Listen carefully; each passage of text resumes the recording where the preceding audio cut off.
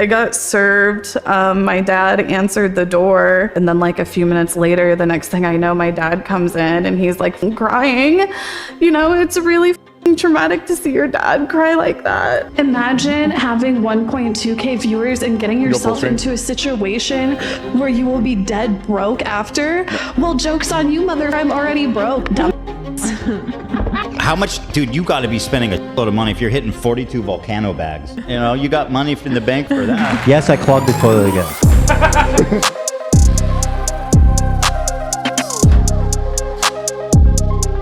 All right, first things I want to talk about, Aristocracy has tweeted out an interesting article. One of the most prominent copyright lawyers in Los Angeles has weighed in on the Ethan Klein lawsuits. And it doesn't look good for Denims, Casey Tron, or Frogan. Well, I was worried about Frogan there. I'm very glad that you included Frogan in that one. Frogan is always last. Always last. Always the bridesmaid, never the bride. Yeah. So, Aaron Moss, dude. Aaron Moss. What does this guy do? Here, let me open a new tab. Why the studio's Mid-Journey lawsuit is different. 5 takeaways from the... Okay, this guy, he be doing laws, dude. To kill a termination right. Mockingbird battle heats up. Ooh, Mona verdict delivers another no-access reality check for courts. This guy does legal shit. He's a legal man, all right? Legal man. So, he wrote an article. YouTuber Ethan Klein established fair use protections for reaction videos. Now, he's suing to prove that not all reactions are created equal. Dude, hold on. Let's get some music going. Because I am interested to hear what he has to say. I think this is a good preliminary before we start reacting to shit from lawyers. Because, like, this is it's like a bite. It's a bite chunk. YouTuber Ethan Klein, alongside his wife and creative partner Hila, once defended reaction videos as fair use in court. Now he's back in court, this time as a copyright plaintiff, arguing that bong rips, blank stares, and off-camera bathroom breaks don't quite meet the same standard. Obviously, the bong rips and stuff. Who actually got away? Was Frogan the only one who got up and walked away during the video? On June 19th, Klein's company, TED Entertainment, filed a copyright infringement lawsuit on 3 Twitch streamers. Yeah. So the complaint is actually listed here. You can go see the full complaint on this guy's article. You can view it in full screen. There's a lot of stuff here. So this kind of goes through like what React is. Reaction videos have been part of internet's DNA since 2006, when 2 kids streaming over the Nintendo 64 helped launch the genre. The Fine Brothers, once popular React channel, this guy knows what he's talking about. Do you guys remember when the Fine Brothers were like, we're going to copyright the word React? I don't think it was as bad as people made it out to be, as if they tried to like steal the React genre and credit themselves with it. I think they were trying to trademark their show, because there's like kids react to, adults react to. And they probably should have like copyrighted the title like that, but they wanted their network to be React. And people thought that that meant if you reacted to a video, you'd have to give them like a quarter. I mean, it was really stupid, but it's a good reference for this article. As reaction content diversified, so did their style of response. Some critiqued, some contextualized, some parodied, and others simply watched. And that evolution helped shape the current fair use debate. So this is the Matt Haas Klein verdict. We're all aware of this. Not all reaction videos will qualify as fair use, the court noted. Intersparse short segments of another work with criticism and commentary, while others are more akin to a group viewing session. But like the problem is, group viewing session, obviously not fair use. There are people who are willing to just say they're like hosting group Nicholas, watches. I don't know why they would do this. Thank you for the $5. But they're fine with just telling people they're doing that. So it's weird. I mean, I think that knowingly doing things that are not fair use on purpose, flagrantly and aggressively in some cases, is probably not good, like, for anyone. I think, like, getting up and walking away because you can and nobody's going to fight you on it is probably not best practices for, like, anybody. I think that hurts everybody, kind of the way I talked about earlier. Fragrantly, yes, dude, it smells, bro. Denims called her stream a watch party. Yeah, again, like they're just referring to these things as a watch party. It's like, you know what it reminds me of? It's like a legal way to fuck yourself over. The goat. It reminds me of when a commentary YouTuber spends months working on a video, writing this shit and then fucking editing it and working so hard on it. And he goes, I'm putting out my new hit piece. And I'm like, why? Why are you diminishing your own work and calling it a hit piece willingly? They're going to say it anyway, sure. But why are you saying that you're making a hit piece on somebody? That's not, like, good. That doesn't make you sound good, dude. Why are you doing this? What is your fragrance? I'm glad you asked. This episode is brought to you by Scentbird. No, it's not. Can I It's say not brought something to to you you, by Nick? Scentbird. I really like you. Why? Here we go. The numbers tell a story. Denim's typical streams draw 3,300 viewers. Her content nuke reaction peaked at 45,000, a 14-fold increase that presumably translated to donations, subscriptions, and ad revenue. Frogan allegedly treated the documentary as background noise, scrolling Reddit, chatting off topic, and at one point asking, "Can I use the bathroom, please? I'll leave it playing." The moderator... Okay, this is what I'm interested in. So we knew this, we saw this in the video, these are clips or whatever, referenced from the actual video. The moderators of H3 Snark are allegedly promoted her stream as well as a way to watch the supporting Klein with pin posts directing users to the alternative viewing parties. All right, well, we kind of know that already. Okay, here. Can vibe be transformative? Well, if it's the HTC Vive. That's Vive, not vibe. That joke did not land. It wouldn't have landed anyway, but it really didn't land. These lawsuits don't question whether a reaction video can be fair use. That helps. Matt Hawes helped cement that. They ask whether pressing play and zoning out qualifies as a reaction at all. Fair use does not require elegance. It does typically require transformation. Commentary can be verbal or visual, sophisticated or simple. A raised eyebrow, a dramatic pause, even strategic editing can convey criticism, but there has to be something. A blank stare while scrolling TikTok probably doesn't cut it. Now, I gotta be honest with you. Imagine a world where Ethan Klein loses this lawsuit. And it means that literally your picture being on the screen is transformative. Do you imagine the stolen content that people are gonna do? Why bother reacting to a video at all if my gameplay would make it transformative? You know? I mean, I don't think that should exist that way either. If somebody can put a fucking wiggler in the bottom right-hand corner and just play my content and that would be fair use and there's nothing I can do about it, I think that would be fucking crazy. I don't think that should exist. What's the name of the guy, Keemstar Orbiter? Nick Oreo. Mr. Oreo. He should have sued Sniper Wolf. Actually, listen, I wrote a fucking beautiful article about this. People didn't want to read. They didn't want to read it. It was the best article I think anyone's ever seen. They kept saying some things about rape. Who knows? All these bad faith attractors keep coming after me. They say that you should go after Sniper Wolf. Go after Sniper Wolf. The real problem is Asmongold. Asmongold is the real problem. But these cowards, they won't call out Asmongold because they like him. They like Asmongold. That's why they won't call him out. But I don't know. I don't know why I'm doing this. Yeah, this is the Dark Viper Jax films rant. Sorry. Klein's company, Ted Entertainment, for its part and purpose. Oops. Here we go. Klein's company, Ted Entertainment, for its part, proposes a more conventional rule of thumb across its filings. It outlines what amounts to a 5-part checklist. 1. Pre-screen the material. I don't like that. I don't like that. I'm not gonna.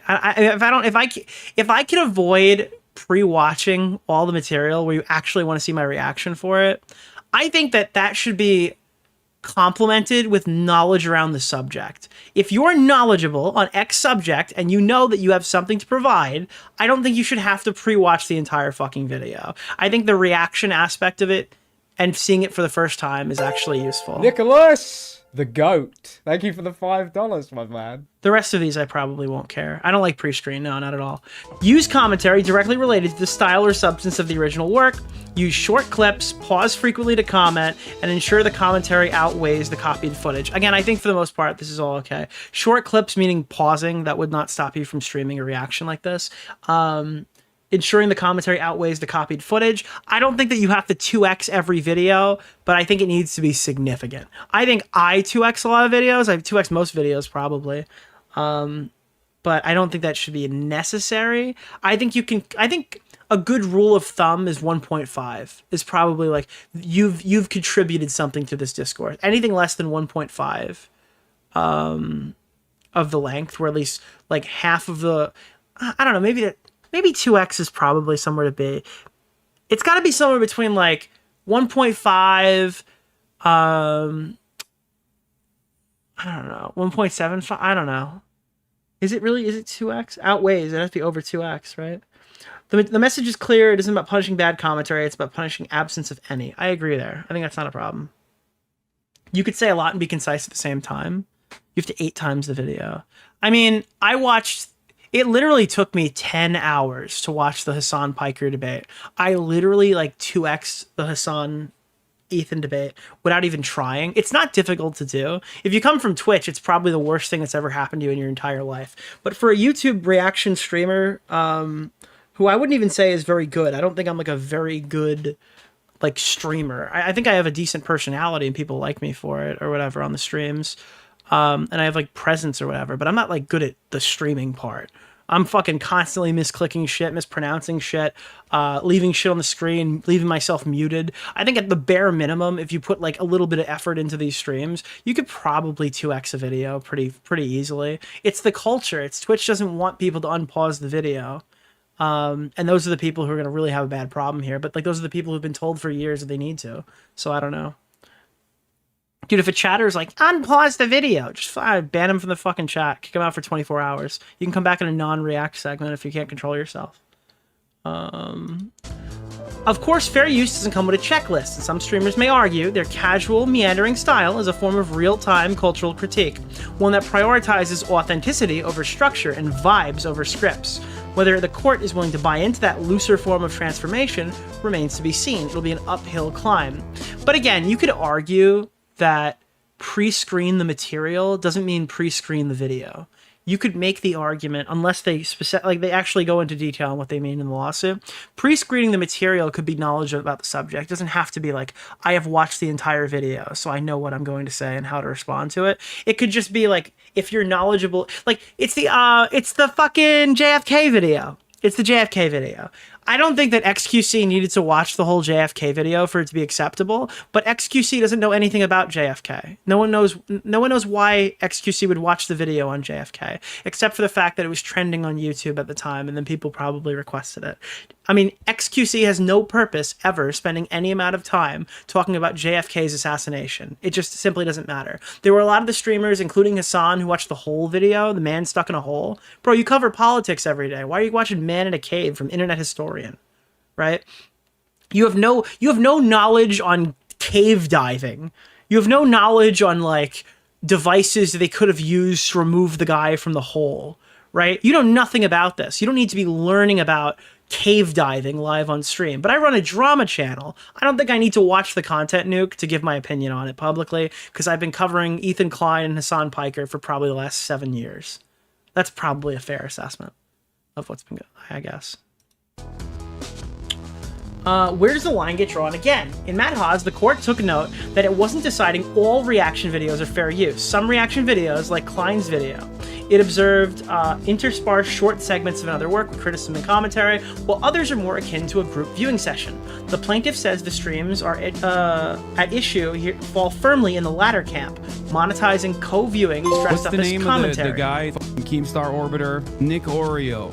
Mr. Oreo. And again, it's like, I don't think it's dressed up as commentary. I think that's too nice for what they did. Casey Tron's video could not be perceived as commentary by anybody. Literally, I can't find a single person who would look at the Casey Tron stream highlight segment or whatever and think that like, oh, okay, this is commentary on this video. It's just not the thing. This is Celeste number 3 Resurrection. If you're wondering what song this is.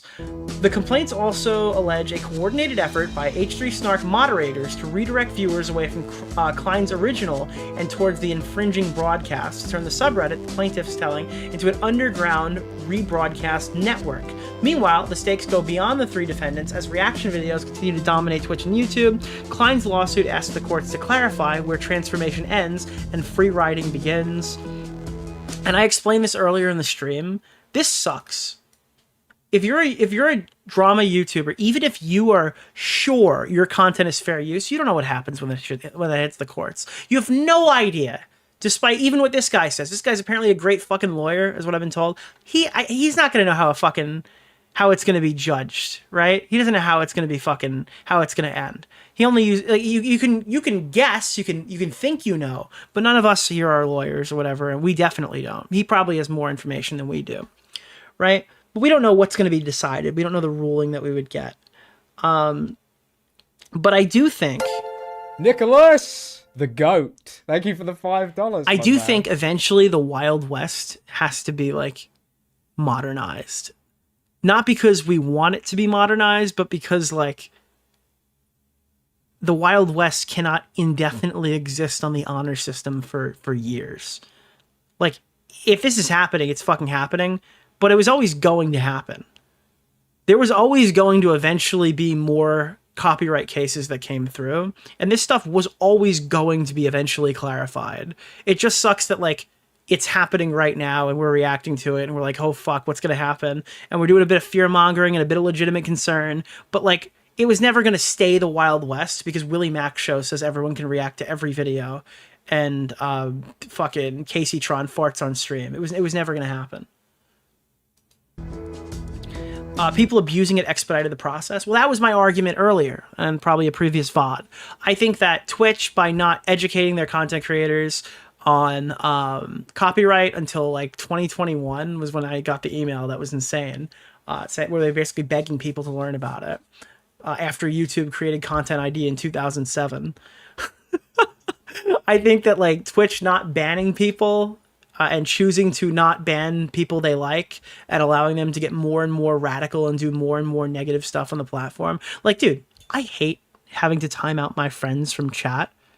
But if you don't time somebody out or give them a timeout on like a Discord server or something, they think what they're doing is okay. So they escalate that and do worse and worse things. So if you never like stand up for yourself, you know what it reminds me of? It's like a bad relationship. They have a bad relationship with their content creators, right? You have a partner who does a behavior that you don't like, right? But you never say that you don't like that behavior to them. So they keep doing it. And maybe they even think that it's okay to do that behavior and that you're totally in favor of it. So then they start doing more. They take more from that. They do more things that you don't like. And then you have to kind of sit there and go, well, I never held them accountable for that. Do I hold them accountable for this? And then eventually you're just a slave in your own relationship and you despise your partner. Now, I don't think they despise their partners, their partnered streamers here, but they're definitely a slave in this relationship for sure. These guys can do whatever the fuck they want on Twitch. Now, Twitch has the power to pull the plug, but they won't. They treat a temporary suspension on their preferred creators like it's literally shooting them in the foot. So I don't know. Yeah. Then you upload a concern trolling video. Yeah. I mean, if you give somebody an inch, they will take a mile every single time. It's human nature. So that's why when I say they need to be banned, like Hassan Piker needs to be banned, I don't mean permanently. I don't mean debanked. I don't mean on every platform. He just needs healthy checks so he doesn't go fucking start promoting terrorism in 2025. You could have nipped this in the bud in 2022. You know, he's been like this for a while now. But yeah, a community divided. The lawsuits have sparked a flurry of commentary across streaming and content creation world, What's the splitting name the community of the guy on predictable from lines. Keemstar Orbiter, Nick Oreo, Mr. Oreo. I'm not really interested in this part. Let's keep going. The bottom line: this is not a referendum on verbal versus non-verbal critique. It's a test of whether anything was added at all. Thank you. Nicholas DeOrio. Keffels appreciated the shout out. Nicholas, what happened? Oh, it's the cave One day guy! I was hanging out in my cave and the next thing I know, bam, bunker buster directly into my TV. Jesus. There's no seismic activity in Iran, it's just me, bro. Thank you, Please tell cave guy. Trump to stop blowing me up. I will. Thank you. The Kleins once fought to protect creators who transformed existing works into something new. Now they're asking courts to protect them from creators who don't. Fair use does not require brilliance, but it does require effort. If your entire contribution to someone else's video is a toke, a cough, a trip to the fridge, you might not be a commentator. You might just be a very chill copyright infringer. Whether courts will accept that a vibe is transformative remains to be seen, but if not, the days of lean back and react economy may be numbered, and content creators everywhere will need to decide if they're actually reacting or just going along for the ride. And I think that, like, in a vacuum, this is a good thing. In a vacuum, this is everything I've ever wanted when it comes to the copyright discourse. If it turns out that there is a court ruling and this for some reason actually does go to fucking trial, and it turns out you can't get up and walk away when the video is playing in the background, and that's it, I struggle to see how people would say that's a bad thing. But the issue is uncertainty. It's where will the line be drawn? Will the line be drawn in the exact place that I, Nicholas DeOrio, want it, or could something else happen? And that's the scary part, I guess. Because I think it's totally fine to draw a line in the sand saying you can't get up and walk away while my video plays on the screen. Yeah. Whether the courts will accept that okay, really. As always, I'd love to hear what you think. Drop me a note in the comments below, or copyright lately on social media. Better yet, spin up a reaction video, preferably one without loud gastric intestinal emissions. In the meantime, here are the 3 streamer complaints. So yeah, at this point, I don't really know how to engage with any of these documents without showing names. So that's gonna be how it is. I don't know.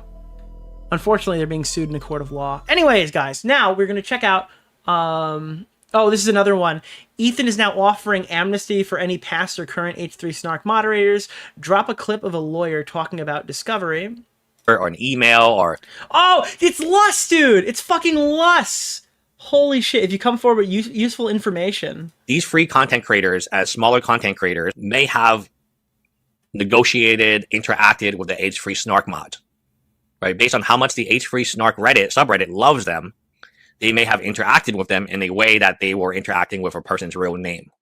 And in discovery, Ethan Klein is entitled to all of that. Who knows what the percentage is, but I'm fairly certain that at least one of these moderators, who was a huge fan, Jesus Christ. They have Denon. Now, I don't always agree with everything Les says, but... Probably interacted with Denon using his real email, using his real name. When they interacted with me, only one interaction, they did use their first name. And I'm a complete stranger to them. I've never interacted with the subreddit. I've never talked to them. I've never responded. Wait, Lus had an interaction with the subreddit? Really? The email. When discovery hits, you have to turn it over anyway.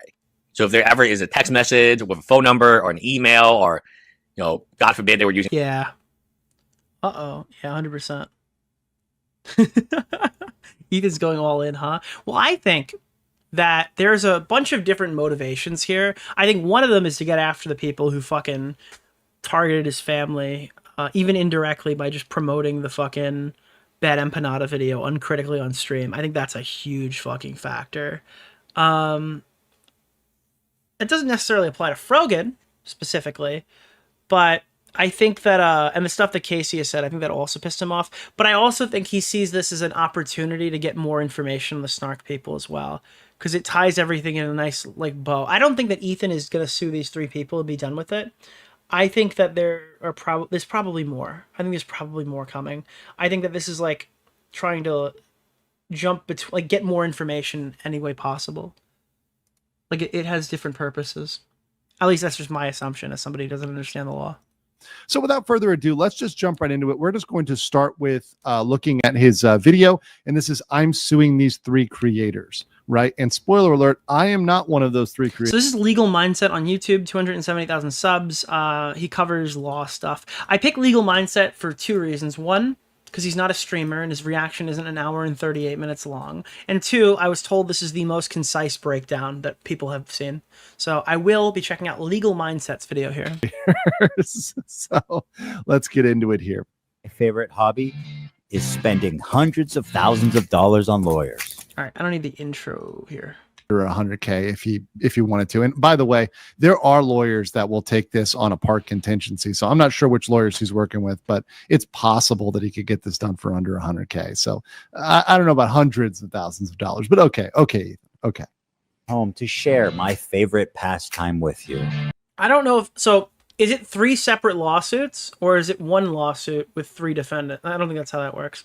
If it's 3 separate lawsuits, unless they're working on it in the same billable hours, I think he's just saying, I spent $100,000 on a lawsuit. I'm probably gonna have to spend $300,000 on 3 lawsuits. That's what I got out of this. Join me in creating generational wealth for my attorney. Let me tell you guys. Yeah, and by the way, I see people in the chat saying, is it burning money illegal? I don't think that was real money. I think that was a prop. Dude, Legal Mindset is smarter than Denim. It's not a high bar to clear, but Legal Mindset is actually smarter than Denim's. I'm pretty sure that was a prop. I just saw Keffel's tweet. About a year and a half ago, it's a big conversation called ReactGate. ReactGate was a debate going on in the streaming community about what constituted fair use. People like Hassan, XQC, and many of the large Twitch streamers would watch other creators' entire video on their stream. They would rarely add sufficient commentary or even pause the video to speak. I feel like the response to that at the time was do something, pussy. Do something about it. If it's a problem, why don't you do something about it, fucking loser? And it's like, then he goes and does something about it. And they're like, no, not like that. Egregiously, they would re-upload the entire VOD to YouTube with the same thumbnail, the same title, so that they could cannibalize traffic from the original video. Okay, let's start with that. So let's start with some basic principles because he's building a foundation here. So at the core of copyright, and of course, this is a very fundamental point, copyright protections do start the moment you create a work. But at the fundamental analysis, I'm going to really break it down, is, okay, you've got your protections, but there is this exemption. There is this exception for fair use. Now, fair use is a case-by-case analysis. Every single video is different. So while one video may be fair use, another one might not. And two judges can look at the same video, and one could think the commentary is fair use and one could think it's not. Even expanding on that further, I don't think fair use is the same in every region as well. So, like, is this fair use by American standard? Is this fair use by Australian standard? Is this fair use by, well, they don't even call it that. They call it fair dealings in the UK, right? And in some cases, they don't even have that exemption. So it's very difficult to nail a copyright case and say, yep, that one is transformative and that one's not. However, what he is pointing out is a problem on all platforms, especially regarding cannibalizing traffic, because at the core of the analysis, and this is something I'm going to go back to time and time again, is, are you using your video as a substitute for the original video? If the answer to that is yes, this is a substitute for the original video, someone would watch your video instead of the original, then the judge is going to weigh on those scales on the side of this is not fair use, this is not protected, and you are violating your infringing copyright. So this is not something that's black and white. This is not something that is super objective. It is a subjective analysis based on several factors. But that substitute angle is the most important thing you should think about. Are they trying to use this as a replacement? And again, you can tell that he followed one of Ethan Klein's core values here. Because, where is it? One of the core values. Pre-screen the material. You can tell right now he's pre-screened this because he seems to already have the foresight to know that they literally confirm everything he's saying right here verbally, and he's got them on record doing it. Placement for the original. And are they doing it by taking the original wholesale? And that's why I've always said, including on my channel, I've said, look, I don't have a problem if anybody... Oh, they're so screwed. Well, what this video essentially is, to my knowledge, is him kind of saying like, yeah... Nicholas, the goat. Thank you for the $5. Yeah, you know the lawyer who wrote a percentage of Ethan's video? That guy seems to know what he's talking about. My stuff, etc. The only thing that is problematic is if you take the entire video with no commentary, no clipping, whatever, and you just re-upload it. That is a problem. That is a substitute. That is saying, okay, instead of going here, I'm just going to... Hey, Redditor, who's like, this doesn't really sit well with me. Did you hear what Legal Mindset just said? I feel empowered now. Re-upload your video here.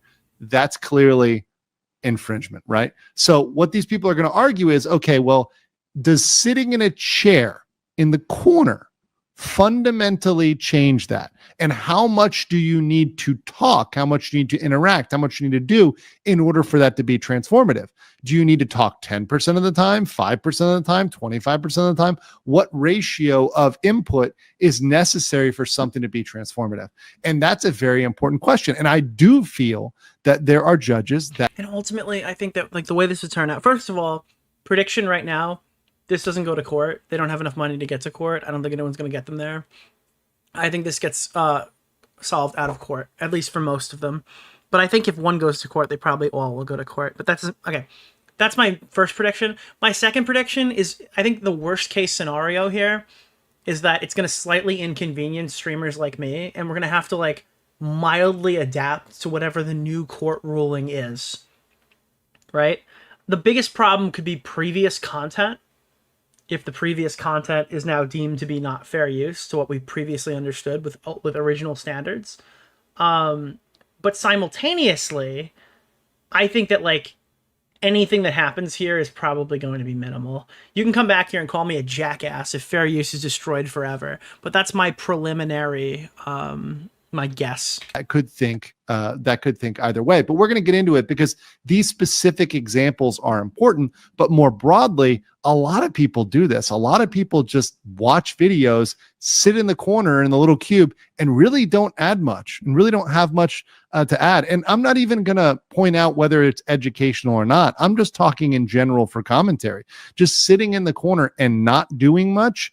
Yeah, that's not really. I'm not even in the corner, bro. I'm wiggling. That's not really adding too much to the overall conversation. Hey, What Lemino had to say about this phenomenon. I don't mind people reacting to my videos, but I do mind when they play the entirety of my video. A face cam in the corner or the occasional interruption does nothing to address that issue. and you got to understand that the occasional interruption of a Twitch streamer isn't always like, wow, that's so interesting about JFK's assassination. It's like, chat, did you see what, dude, Hassan is on stream right now, and he's literally only got like half of his fucking viewers. Nicholas! Holy shit, dude, chat. I appreciate that. Why did fucking Big Boner 46 just say I'm a fucking loser, chat? What's going on, He chat? settles non-monetarily with Casey, lesser with Frogan, but Denims is his big target. Maybe. Denims is the one he wants to break on the wheel. That's my guess. I think he clears Is the this other real? two in Yeah. settlement to make Denims pay. That could be. Is My video is DarkViperAU still a being virgin? played from No, beginning to I am end not. in someone Why else's would stream so many people be Googling that? or video. It's neither ethical nor Dude, necessary it's so fair use. My donation sounds break up the commentary. to feature the entirety of someone else's work. That was Or, a joke, they can do lawyers. the bare minimum and ask for permission. So I will say this. This is my Wait, I have a question, legal mindset. Do you watch the full nature of his work in this video? You do? comment on that. Are is you a market substitute? that it sometimes is necessary to show the whole thing because you need the context of the whole work. I think that any response video ever, it should be absolutely necessary to showcase the whole video. There are people who are like, you never need to show the full video ever. It's like, no, you absolutely fucking do. Also, the length of the video plays a huge factor in this, dude. What if the video is a 2-minute YouTube short or something? A 90-second YouTube short.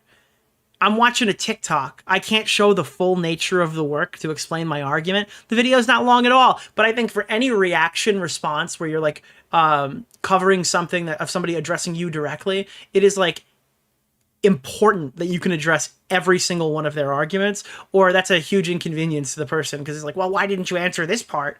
I said this here. It's like, well, I'm sorry. I had to keep the fair use exemptions in mind.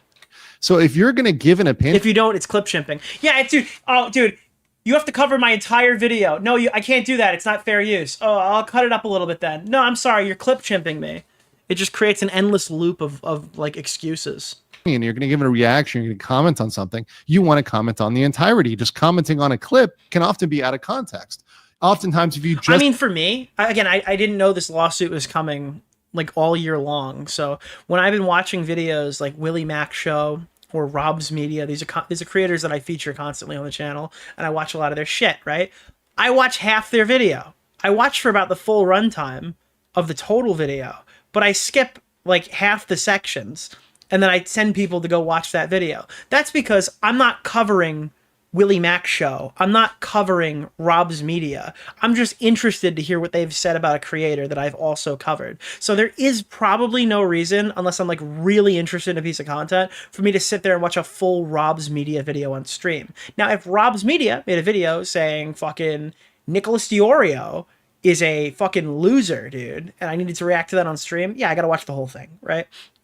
Or if Rob's Media has been secretly recording Denims without her knowledge for like 6 months or whatever, and creates a new video that has new information that is now an intrinsic direct part of the drama, not a supplementary piece that you can watch that is a summary, then yeah, that's something I would watch in full. That's kind of how my brain processes this information, even outside the bounds of any legal ramifications. I just think that's good content etiquette. Take 30 seconds or 45 seconds or 1 minute of something. That's not the full context of the conversation. And in fact, I would encourage... And this is another thing for... sorry, I keep cutting him off. I'm cutting the lawyer off to talk about YouTube drama. But DarkViperAU, I think, is a total asshole, and he wanted to take Chud to court over a reaction video. He tried to file 2 copyright strikes, one on his live stream and one of them on the video that he had posted highlighting the live stream, because he had watched the full nature of a clip. Now, I don't know how long that clip was. I don't think it was an hour, right? It was a clip of a live stream. So This is a clip that Dark Viper arbitrarily chose to upload on his YouTube channel of his own live stream. And his argument was, Chud watched the whole thing. That's stupid. That's stupid. That's extremely fucking stupid. Because I can go watch the Raw, and I can watch more of the argument. And that would make it more fair use by Dark Viper's own argument. Chud Logic's failing wasn't watching too much of his fucking short clip about Jack's Films and Sniper Wolf. It's that he wasn't autistic enough to fucking have the entire full stream downloaded, have a whole timestamp. Because at that point, he would have been able to watch 45 minutes of Dark Viper, because the live stream was like 7 hours long or something. It's ridiculous. So I think that there are flaws to these arguments. And again, I don't know how well a court is going to be able to capture YouTube. It doesn't seem like it's going to be in the YouTuber's favor when a court of law of non-internet people decide how we're allowed to make content. People to look at the whole thing, because oftentimes people are not looking at everything they're saying. And Dark Viper is a malicious freak, yeah. Now, mind you, maybe looking at legal mindset in the chat. What's going on? Like super chats or something else, rewatching a live is not necessary. Okay, whatever. But in general, if someone is trying to give a message, you would want them to fully respond to that. However, you'd want them to actually be contributing a response, right? That's optimistically. Now I got to be on my best behavior. But let's continue. And by the way, I've always said this. If someone is commenting on my stuff and they watch the whole video, that's fine. Oh, thank God, dude. Holy shit. Bro. Dude, holy shit, dude. Listen, it's really high strung out here with all these lawsuits coming in. So that was godsend that part just playing. The goat. Thank you for the $5, my for man. me, right? For me, but others. Good to see the conversation going. To fully review the complaints when I'm back from vacation. Oh, dude, I got to check that out then. Hell yeah. May feel so. A Legal Mindset's doing a follow-up video differently about that, and many people, by the way, and I'll know by the poll. Many people think reaction channels are just content leeches. I hate that argument. Personally, I hate that argument. So we'll see what the poll comes out. I'm going to leave it up for a while. I don't think the poll is going to be very kind to me. Something that none of the major reaction channels have ever done when they've streamed or re-uploaded my videos. But to answer your question, no, I don't want people to stream or re-upload the entirety of my videos. Now, understandably, this made a lot of people angry, because why should these content thieves essentially get more views than the author of the video, which in a lot of cases was happening? And again, I don't think that Ethan's video, I'm going to play this one more time. I don't think that Ethan's video specifically captures how fucking pathetic Lemino's situation was. There are I think that it should be a prerequisite if you're going to cover React drama, obviously not for Ethan specifically, but if you want to know about Reactgate and all the stuff that's happening, JXC's video is extraordinarily good on it. It goes over the Hassan Chair reaction, but the Lemino thing was significant. And I sent this to someone so I can access this clip. I will not make you watch it in full, but I do think it is actually very important to show this. Yeah, here it is. So this was at the time when Lemino first said, I think I always used to call them Lemino. It's Lemino, let me know. That's how you say their name. But again, this is Hassan Piker in a 2 minute and 26 video, 2 minute and 26 second video that is sped up to, I think, 400% at some parts, getting up and walking away while the video is playing. The goddamn ruler do his penis. I don't know why I started with that line, but pulled it all the way out, stretched it out. Let me tell you, 3.5. If I made this fucking video, I would be so pissed off that someone would actually do this. And then he is something like that. As leading as that life question he was, Bonner was not alone in doubting Rasmus's ability. Officials at 2 separate high schools attended by Arnold explicitly warned him he was not consenting to sex. He must characterize himself. And you just keep watching and watching and watching. You can tell the video is going way faster now. The dog starts walking around.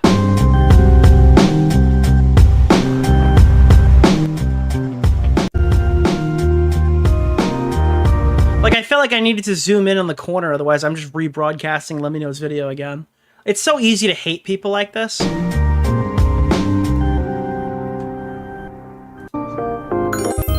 recommend watching Nicholas DeOrio's latest. It just keeps going. For the Nick Legal Fun IK, you needed to Thank fight you. the sexist H3H3 lawsuit.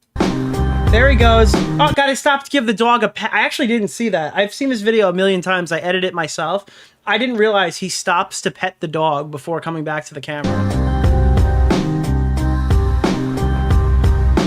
He literally, while the video is still playing, he stops to pet the dog.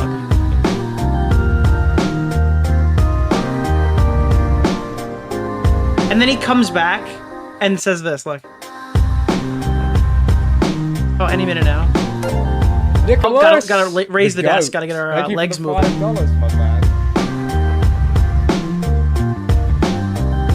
Wait, what did Did I accidentally go forward or backwards? He has no idea where in the video he is. I mean, it's just like it is a brutal fucking clip. And then Lemino comes out and he goes, yeah, yeah, this is from October 1st, 2023. Released a video where he addressed the React drama, stating none of the major reaction channels have ever asked permission when using his content, and that he's not cool with it. And then everyone kind of turned around and said, like, I think even Denim straight up said that it's like, well, it's like stealing if you know you're not going to get caught or something. And if you get caught, I don't know what she said specifically. It was in the last stream. But she kind of pointed out, she was making an argument, right, that, like, if you didn't, like, it's okay to, like, not ask for permission. That's kind of their belief on it. That you have to proactively reach out to these streamers who might watch your video on a whim and let them know that you're not cool with it. Otherwise, they're going to just assume that you are. If that makes sense. I mean, well, okay, I'll tell you this. There's one reason why. Number one, the author might be boring as hell. They might be really... Yeah, but again, if you're boring as hell, and I've done this, I've been bored as hell with drama, I just shut the video off. Freaking boring. Sometimes people they're just pain. Oh no, you're saying the person who's reacting. But again, those people shouldn't be reactors. Then they shouldn't. If you're too boring to give like an honest engagement with a video, then that's not really your forte. Right.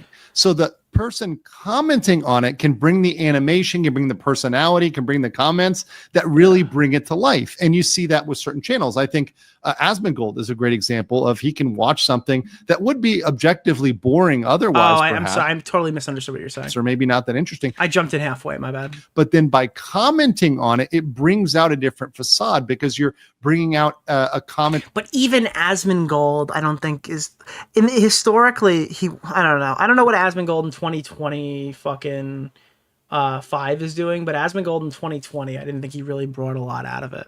On an aspect of something. So saying, hey. By the way, Dark Viper would have a fucking seizure if he heard you say that. He would literally start convulsing. This particular thing is interesting. Let's talk about that. Or maybe it's something that's not said, right? So you're watching a video and they're talking about, you know. I need to find that clip. Anything. I'm going to completely dive off the deep end right now. I have like super ADHD tonight. Undiagnosed, of course.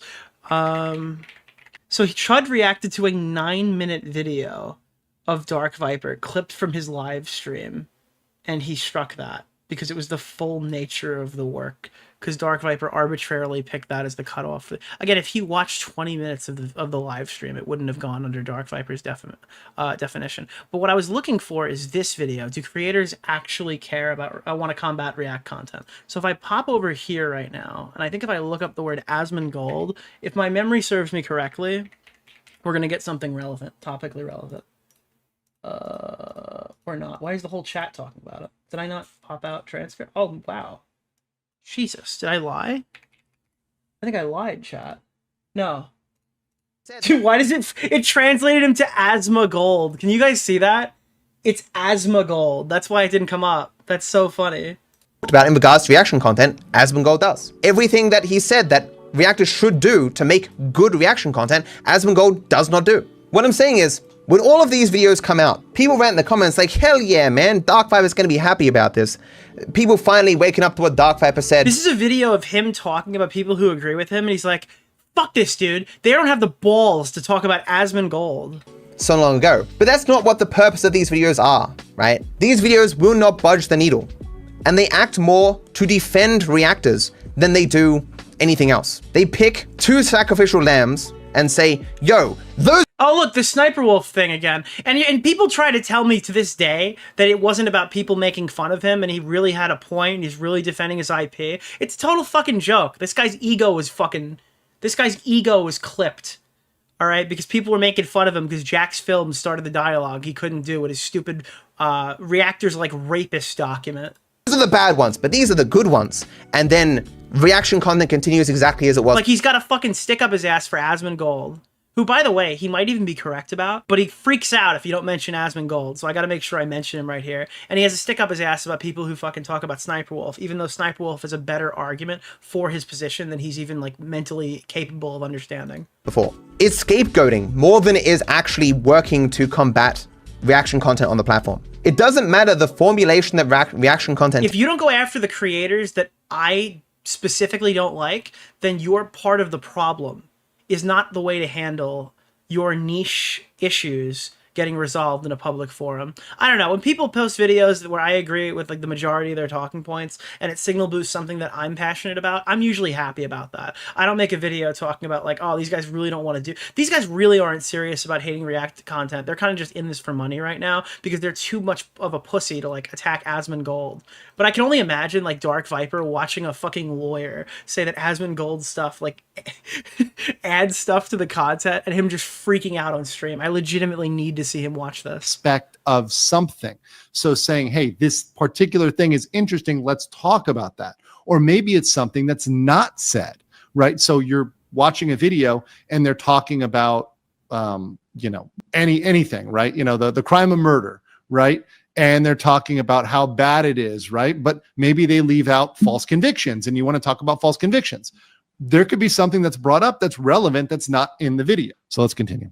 People don't like injustice, and this just, we all see this, and no, it's not right. This debate culminated when XQC, one of the prime suspects, called in at my show to debate me, in which case I'm sad to report that I was... the iconic worm, dude. But again, you're like going on, Ethan Klein showed up to the copyright debate and he's like, bro, look at my dance moves or whatever. That was literally the discourse of ReactGate at the time. Terribly owned. So in that regard, do you care at all about like IP or copyright, or like the fact that it's illegal? Does that matter? That it might be illegal, does that matter to you? No. It doesn't matter. Dude, it doesn't. It straight up just doesn't matter. This is so fucking stupid. I can't believe they just get on the stream and admit to this shit. But they're so confident in doing it. It doesn't, because... Well, that's fair. Watch me full screen cam, do the fucking worm, and watch your prime... Then watch your prime content. Do it for a week. Do a week of no reaction content and see how many fucking views you get. Oh, okay. But if he actually did go on to do that, he did gambling. Sure. Okay, that's content though. There are some people. There we go. People that would watch a guy do the worm for a week. I'm not gonna lie. The internet's a weird place. Some people would doing the worm 1 million times challenge. No water. Watch that. I mean, let's be real. I mean, that's content, man. It's original content, at least. The ultimate debate, bro. He hit him with the worm. Oh, why didn't I think of that first? I kid XQC, but he is not the one I'm suing. Despite my criticism, he's not a malicious infringer. But the ones I am... So there's a key word he used, and I do love that. Malicious. He used the French, because he's Quebecois. That is good. I will say, you know what? I'm going to give it a point on that. One thing he used there, an important word, is malicious. So key in on that word. This is actually, I meant to find this last stream. Hold on, Legal Mindset. We'll get back to you in a second. I meant to find this last stream. I found it right now. I'm going to show you. This is actually the start of the feud. So this is the debate that they're talking about in the Ethan video, debating XQC on copyright, H3TV 86. So I put out Bra on like a small tweet. If you guys remember Pimp Master Broda, he's like a Ricky Berwick type character. H3 is an idiot, but him debating XQC on copyright is going to be like Einstein debating a toddler with Down syndrome. You might feel sorry for XQC if the little intelligence he had wasn't focused on lying so much. So I said, I would take Ethan over Dark Viper in this debate. It's like one of his principled positions that he hasn't compared React content to rape. And then Dark Viper name searched himself and jumped in and goes, one principled position? Oh, my dear summer child, if you believe that, then you know less about Ethan Klein and less about me than your other statement suggests. If you sincerely believe that comparing instances of ignoring consent to my making a point is insane, wait until you hear... And I was like, whoa, holy shit, dude. I go, looks like he's pretty on point in this instance. I'm no fan of Ethan, but this looks like the only debate I would be interested in hearing from him. But yeah, I think your document was a little schizophrenic, but well-intentioned. My guy, not only did he backtrack on these statements, but last time React content came up, he defended it as free speech. There's absolutely no chance that you read the essay, mate. Don't blow smoke up my ass. You could disingenuously say that I compared React content to rape, and then I question your sincerity, like the thing contained in a single goddamn sentence that I wasn't speaking about the mindset of ignoring consent for selfish gain. They were not literal statements. Is this what you're referring to? It looks to me like he apologized for the way he spoke to Hassan on the podcast, but completely maintained his stance in the XQC React content. That tweet is still public. Is there something I missed? My guy, he literally reacted to my video a year ago, putting Ethan side by side with himself back when the court case was night and day. He's truly grown some balls beyond having a co-host who is one of the largest reactors around today. I go, you just said that Ethan backtracked his statement he made last week. I asked where that happened and showed you what I thought was him maintaining his position. You deflected, seethed, and say I didn't read your document. You are schizophrenic. The temper tantrum started because I said that Ethan Klein would be better than him in a debate against QC. No tag. My phone's been exploding from him arguing with everyone in the thread for the last 2 hours. So that was that. Then he deleted the entire thread after I linked a video of why XQC didn't debate him. Oh, and this is this is actually why Dark Viper never got the debate. This wasn't out of nowhere. I actually mentioned this. This is why Dark Viper never got the debate. God, what am I meant to be doing if he's not going to add me? If you give me a clip of him actually claiming that I'm running or something, I will escalate and talk shit more. Oh, running? That's kind of relevant. So this is our entire conversation for the debate so far. Give me your disc off. Okay, ready? So this is XQC. He spelled Discord wrong. Give me your disc off, okay? Now, this is what Dark Viper writes back. Are you ready for this? Flinch. Discord. Hello, my...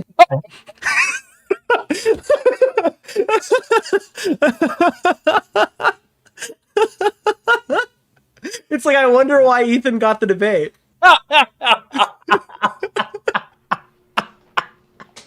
No way! For those who are watching audio-wise, it's the biggest text I've ever seen. No way! Is this guy fucking autistic? Is this guy fucking autistic or what? What is this? He asked for my Discord.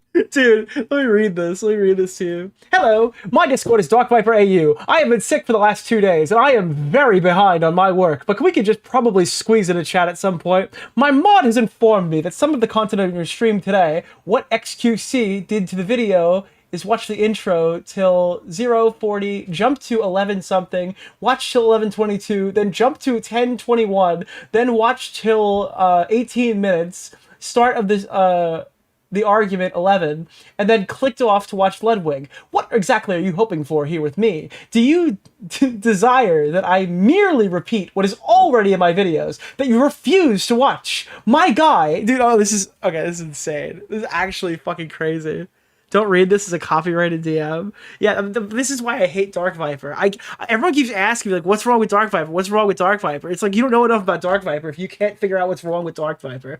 You literally just need to spend 15 minutes watching Dark Viper to understand why Dark Viper sucks. And you have to understand, prior to all this, I gave up on the whole reaction discourse. I stopped talking about it entirely because every fucking time anyone tries to talk about React content, they just talk about the rape document man who fucking compared React content to rape for one single sentence that is the only sentence that was ever fucking, like, even relevant to any of the discussion because his other shit was so fucking boring. Okay, it's so funny, dude. It is so funny. They're like, oh, you like the React rape man's arguments. I'm like, oh, thank you. It's super awesome. So at least now we can have this discussion. All right, I've totally cucked legal mindset here. I'm gonna get back and hear what he had to say. So there's a key word he used, and I do love that he used the French because he's Quebecois. That is good. I will say, you know what? I'm going to give it a point on that. One thing he used there, an important word, is malicious. So we're keying in on it because he has literal evidence of every single party doing that. On that word, because that may be the thing that screws the reaction channels that he's suing. And that may be the line that the judge draws between these people infringing and other reaction channels. Because by the way, I don't think that's a problem. If the problem is that we can't be a watch party and verbally say that we're doing this to steal content from somebody else, I think that's probably an okay line in the sand to draw. I'm just worried about how we get there.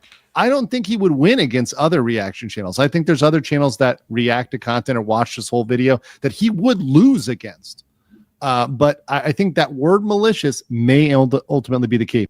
Suing, you'll see, are much, much worse. Now, and again, if you're watching this, malicious doesn't mean like they don't like him and they've watched the video, right? It means specifically, I am doing this to be a market substitute to your content. And that is essentially what they have expressed. Ironically, after this debate and in the wake of this large... Also, happy Whopper Wednesday. It's almost over. ...conversation, the problem seems to have only gotten worse. You have people like Hassan Piker paving the way of fair use with what's known as chair reacts, when Hassan gets up to go to the bathroom or to eat or to talk to his mom. Again, previously when we talk about like chair reactions, people are like, it's a big win that Hassan Piker has like chair reacted less over the years. That's our previous big win in the commentary community and like when it comes to copyright and like stealing content, is that Hassan goes for less bathroom breaks. Or to do whatever. Disappears for an extended period of time. The video playing for his chair. Mr. Chair, they call it. IDF had warned people to leave the area around the main airport in Sana'a. Then... Wait a minute. Did Legal Mindset just take a bite out of something in the middle of the segment? Wait, whoa! Oh, it's water, it's water. Dude, could you imagine? You just started eating his lunch during this segment? That would be the funniest shit ever. If a fucking lawyer just started eating a hoagie in the middle of the segment.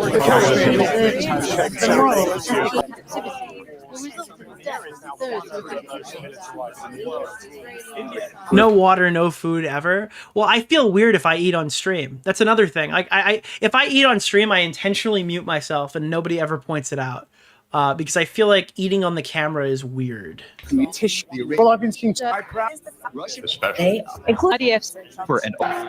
mean, to be honest, in most cases, I just think that's laziness, and that's just the format and maybe the way it lends itself to. There are certain points at which, and I can empathize with this as a law tuber, if we watch, for example, a court case, there are points at which, if we watch an 8-hour-long court case, that we have to pee, or we have to go get some food, or we get a... All right, but can you pause? And if you can't pause, that would be a weird one, right? Like the YouTube equivalent of, Mom, I can't turn off the Xbox. I'm in an online match. You ever hear that shit? Phone call, whatever. Something happens during an 8-hour-long court case. You got to get up, you got to do something, you got to use the bathroom. I don't think necessarily getting up once or twice. However, if the majority of the content or the video is an empty chair, or more time is an empty chair than you're commenting, yeah, I do think that could be a potential problem. And it was in this setting that I formed. And again, I don't know if it should be legal fucking precedent, but it is so easy as Nick DeOrio, who might pee once per stream, to just hoppity hop on over, click on my main YouTube channel. Thank you for 130,000, by the way. I think we hit that today. And I could go, oh, okay, I'm gonna go pee now. And then tap this, tap that. And now half my audience won't even realize that a different Nick is talking. Like, people who are high as fuck have no idea why I've just started talking about Mudahar. You know? It's just another me. They can just play my own content when I go to the bathroom. I don't know why this is not something that's mainstream on Twitch, because every YouTube streamer I know does this. They just play one of their videos and they have to go take a piss. Chud Logic, example. He does this all the time. Formulated an idea. What if I could make a long-form, irresistible piece of content that I knew that these streamers couldn't resist? They couldn't avoid the temptation of watching it. Oh, I'm really interested to hear what he has to say here, because I want to know the significance of like the Congress shit. The second it was published, I don't have an issue with them. It's not that I wanted these people to steal my video. It's that I knew they would.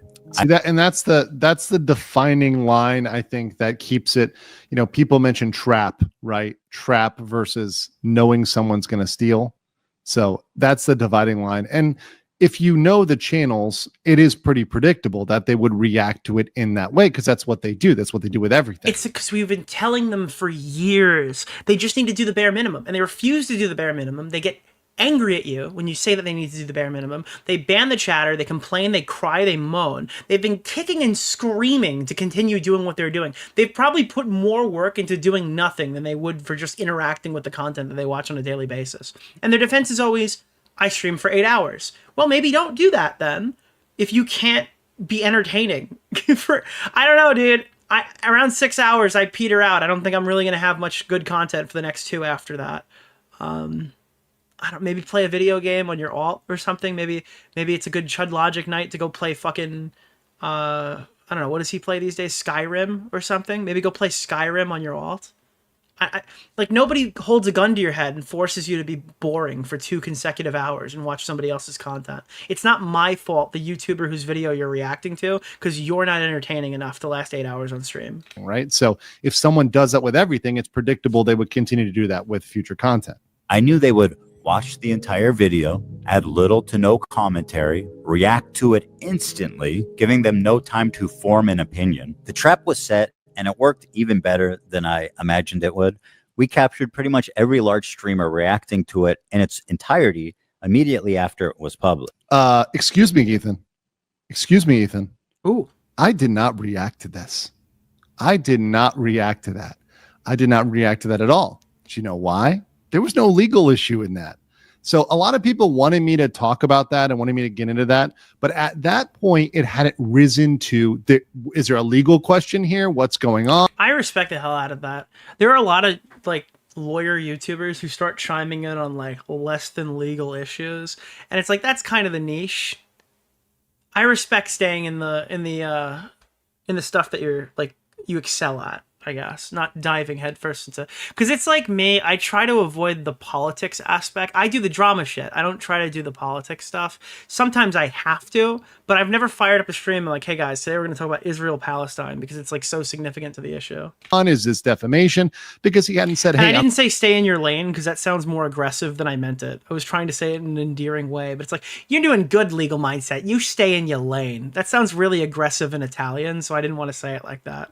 Suing or whatever else. None of that was at stake there. So for me, looking at that, I actually thought at the moment to myself privately, this could escalate into something legal. And I was actually thinking at the moment, is this going to escalate into defamation? Yeah, like I saw Yeet post a tweet today. That's a good fucking point right now. Somebody, like, I was looking up Yeet's shit and it was like Asmongold, Tectone, Asmongold. And then all of a sudden I got like, you didn't ask for this. You didn't question it.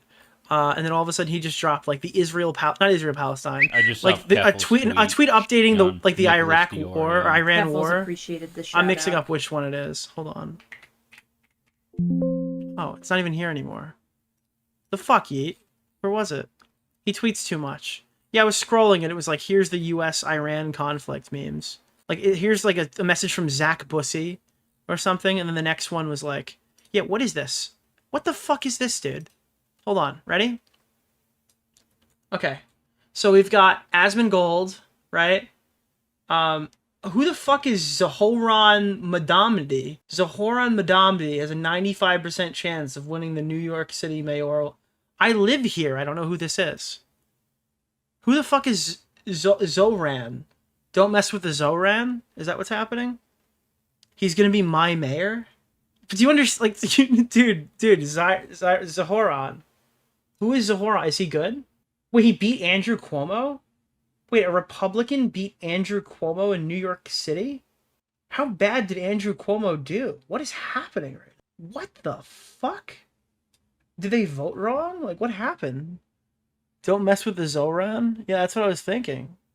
He's not Republican? Why is he red? Oh, he's orange. What does orange mean? What is the orange candidate? It's a Democratic primary? Okay, so this is, but you know, you get it. I don't understand politics. Do you understand? Slander, some sort of, and I was actually thinking at the moment, is this going to escalate into defamation, slander, some sort of, legal suit over what they're saying about each other? That's the direction I thought. And to be honest, I was surprised when it... Yeah, and it was going that way. The Noah Sampson stuff was defamation, so I'm not surprised. But I think this kind of caught everybody by surprise of it. When it played out this way, when it played out the copyright angle versus the defamation angle or some other... But unironically, hold on. I keep cucking the legal mindset there. I'm so sorry. I'm going to get back to that. With the politics stuff, listening to me talk about the Democratic primary is like the equivalent of watching XQC talk about the JFK assassination. I hope you know that. If I spent an hour sitting here going, who is this Oran? Who is this Oran? A Republican won? That would be like as useless as XQC's video. Some sort of, legal suit over what they're saying about each other. That's the direction I thought. And to be honest, I was surprised when it played out this way, when it played out the copyright angle versus a defamation angle or some other sort of angle. So this is actually, to me, was kind of surprising. And it was an interesting surprise. And I was surprised too, until I saw the clips of them conceding, basically, that they did this maliciously. And then I'm like, oh, so he probably wanted the defamation angle, or he wanted to harm them legally in some way, but this was the means to an end. This was the way to get them. That's how I view it. Thank you. Nitch, glad to have you back. It was boring without you. Thank you. This way, when it played out the copyright angle versus a defamation angle or some other sort of angle. Also, that was an Australian. Oh, it's not even an Australian. It's a UK person. Why'd you call me Nitch if you're from the UK? Played out the copyright angle versus a defamation angle or some other sort of angle.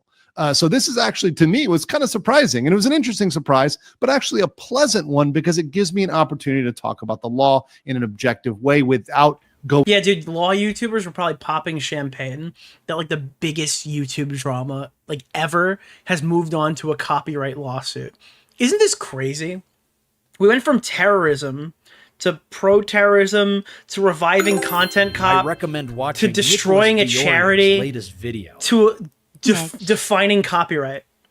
Right? Isn't this is all happening? Dude, we went from like pro-terrorism to Content Cop to charity destruction to defining. It's insane. This drama is nuts. Going into the personalities themselves. So, a pleasant surprise. Now the thing is, he's not a Republican.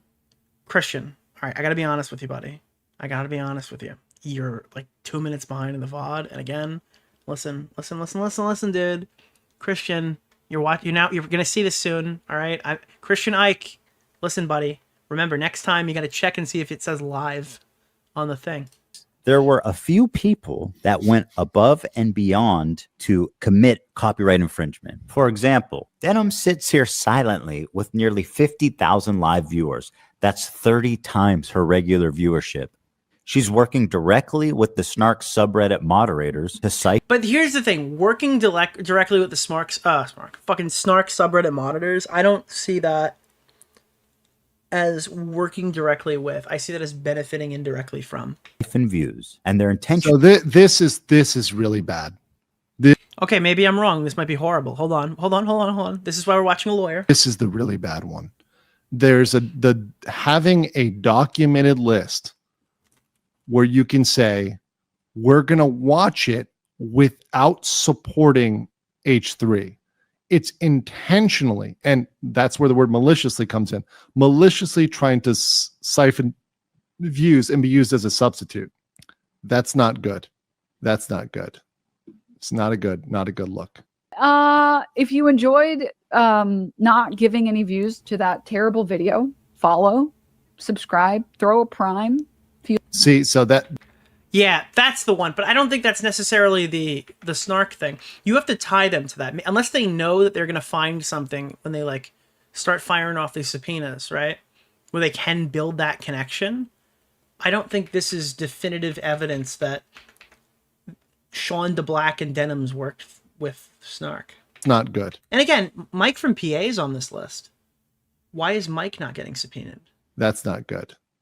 It's not a good look. If you enjoyed not... I think this type of post is why they contacted Lust, so they could do it without being sued. Oh, you know what's funny? I was going to watch a Lust video where he was critical of Ethan Klein, and it was locked in that Paige Christie box when I was going to watch the Paige Christie video, and I was going to criticize Lust for something, and that I don't know if that video is gone or I haven't seen it in a while, but what you're saying right there in chat makes tons of sense. Maybe he made a video that was more defensive of the initial Snark stuff, because I mean, I wouldn't be surprised if that was the case. Ethan didn't really explain that at all. and it was just like, I'm gonna sue this Reddit. So I can imagine Lust didn't really have a lot to say positive at that point as a lawyer. When we like, yeah, maybe. So maybe they reached out to him there. Giving any views to that terrible video, follow, subscribe, throw a prime. See, so that's where she screws herself. So she's literally saying, don't give views to it and give me money. That is the definition of substitute. That's where she screwed herself. She literally saying, I am the substitute. Give me money. I am making money instead. I'm glad to know this is as bad as I thought it was. Turns out they just do it for you. You couldn't cook up a more incriminating statement if you tried. Denim's the queen of self-owning. You prevail again. There's one thing about copyright you should know is that you got to register it before you publish to be eligible for statutory damages and attorney's This is important. This is important. fees, which is the main biting force of a copyright infringement lawsuit. Well, I'm happy to tell you guys now. I, Ethan Klein, have registered Hassan Piker content noob with the United States. Jesus Christ, that came out of nowhere. That scared the shit out of me. Who's this Shonda Black you keep mentioning? Shonda Black is the person who created Grey's Anatomy, I think, right? Shonda Black? I think that's, yeah, Shonda Black, right? Library of Congress. Some of you guys out there Nicholas, the goat. Thank you for the $5. Wait, that's Shonda Rhimes, isn't it? I think it's Shonda Rhimes. sweating. Who here's watched Grey's Anatomy? I've watched too much Grey's Anatomy against my will. Even though theoretically I could sue a lot more. It's just Shonda. It's just Shonda, dude. Yeah, good one. Creators and rake in millions of dollars. But the purpose of this is not financial gain. People like XQC and Asmongold may have watched the entire thing, but I would never sue them. Just he would lose. So this is where I think he would lose. I don't think he would win again. Well, yeah, Asmongold's reaction on screen right now is 3 hours and 42 minutes. How long was Denim's? I mean, I can't imagine it's not like at least 30 minutes longer, right? But 3 hours and 40 minutes on like, what was it, an hour and a half video? Against Asmongold, I think would 100% lose. XQC, it depends on the context, right? It depends on what XQC will talk about. I mean, I've done this on this fucking stream too, but I feel like I've engaged with the video. That a percentage of like XQC's video is just randomly screaming jargon at chat. Probably against XQC as well, right? I haven't watched XQC's. Denim's was like 5 hours. You know what? I think it was. Dude, you know what's crazy? I watched Denim's video. I don't remember it because we had to keep going through it because she would just sit there silently at parts. And I clicked off of it because she wasn't talking. I could have sworn I ended the segment. Is that true? Did I end the segment because she wasn't really saying anything? I think I did. I have to go back and look at that. Hold on, I gotta go to my playlist. Where's Hassan Piker Orbiter related videos? I could have fucking sworn I literally did this. Responded to Ethan Klein. She lied. I'm like 99% sure this is little liar, dude. Ego fan. I just can't understand this. All right, let me see. What would be? Dude, this is like unreal. Even when there's nothing to react to, she's still slow. How could you guys say someone like this is malicious? Yeah. Well, that didn't age super well. Holy shit. Guys, this is like the Nicholas, best segment I've ever done. The goat. Thank you for the $5, my man. Do we have like the sound effect, the dial-up sound effect for her to think? Guys, she's buffering mentally. Look at this. Shout out to Nicholas DeOrio. Just as I have given... What would be the term? The people who have allegations made against them. Just as I give those people an opportunity to speak about. Okay, all right, you get the point. That was the George Not Found video, to be clear. That wasn't the one. Nick Oreo, Mr. Oreo. Watch a little bit of Asmongold's, which is why I can say that. But I'm very certain he would lose against Asmongold. Just for doing that. I don't want to chill the reaction community into fear. Actually, the opposite. Just for doing that. I don't want to. A little bit. Let me expand on this a little bit more because I don't know if this is accurate, but this is how I view it. I don't think a 3 hour and 42 minute video could be a market substitute for an hour and a half. I simply don't think that's the case. I don't think that the person who's going to watch the actual video will sit there and watch somebody talk for as much as Asmongold must have talked about that content, Nuke. Like, at some point when you're 2xing a video, I just can't. I can't see them as the same video anymore. You see as well. It's just, there's so much other shit going on. Like, there are people who come in here and they're like, can you unpause the video? And I'm like, no, go watch the original. That's the opposite of what they do. They're like, sure, fine, I'll unpause What's the it. name of the I'm guy sorry. Keemstar Orbiter, very Nick certain Oreo, he's against Absalom. Mr. Just Oreo. for doing that. I don't want to chill the reaction community into fear. Actually, the opposite. I hope that we can all unite against this type of egregious behavior that not only makes us all look bad, but could destroy the commentary community as we know it. Well, guys, if you enjoyed not giving any views to that terrible video, follow, subscribe, throw a prime. They all met this very specific high bar of criteria that I set forth earlier. These people were not targeted based on their gender, their identity, their political beliefs. All three are on this list. In fact, they're the only three, as far as I could tell, that reacted to the full video. It's not surprising that he's come for them. I'm sorry. Like, this looks just as bad as I thought it would. Drum roll, please. Who's sweating at home, guys? Casey Tron, the queen of... The time is not important. It's the malice. No. In some cases, the time is important. The issue isn't... Copyright does not exist in the spectrum of only the types of videos that are made by Denims and Frogan and Casey Tron. I do think time spent reacting is a significant factor. There are videos... I don't know how cut up they are, right? Let me look up the reactions to the Lemino video. Like, if your whole copyright ideology is based upon this specific lawsuit, you're probably right. But where is this? Okay. So the XQC one, let me look up the Kennedy assassination. XQC reacts to Lemino. Here. Because this was the go-to example that we looked up last time. Oh, wow. The search doesn't even show them anymore. That's great. So if I go to the actual thing, right? What could you have possibly contributed in this? Let's say there's no cuts here. Let's say this is just raw, right? For the sake of argument, we're not condemning XQC specifically right now because I don't have all the information in front of me. But this video is 1 hour and 38 minutes, and this video is 1 hour and 53 minutes. It's the same title, right? Except instead of the subtitle, he just adds XQC reacts to Lemino and adds about, what is this, 11 minutes? 12 minutes of content? So, yeah, in the world of, like, Ethan Klein versus Denims, the time spent isn't really relevant to that one because apparently she reacted for 5 hours. Here, though... Like, hold up, bro. Hold up. There's a pause. On the 5th floor, right? Could they not maybe hear audio from the person rushing down from the 6th Whoa, floor? assassination of JFK. Staircase noises or whatever? Like, you As could possibly hear the audio. Adams watched remote gate from an office on the 4th floor to look at the whole story. Within 30 seconds of the shooting, Adams ran down the stairs to the 1st floor, along with her colleague, Sandra Stiles. When you got to the bottom of the 1st floor, did you see anyone there as you entered the 1st floor from the stairway? Yes, sir. Who did you see? Mr. William Shelley and Billy Lovelady. No. Like, I'm not seeing a lot of cuts here. After you encountered Mr. Shelley and Mr. Lovelady. I said I believe the president was shot. Do you remember what? First being that she and Stiles didn't. No. But okay, reached the ground floor entrance. When the president was Stiles and Adams encountered... I saw a girl, but I couldn't swear. Consent. Like, I think this is pretty safe to say we're looking at mostly a re-upload here. Adams could have been mistaken. I think XQC loses. This scenario implies that Oswald made his escape. So, Jack, I don't really blame you. I think when something big happens, seconds to minutes are like condensed. It's really hard to tell. This scenario implies... Wait, what did he just say?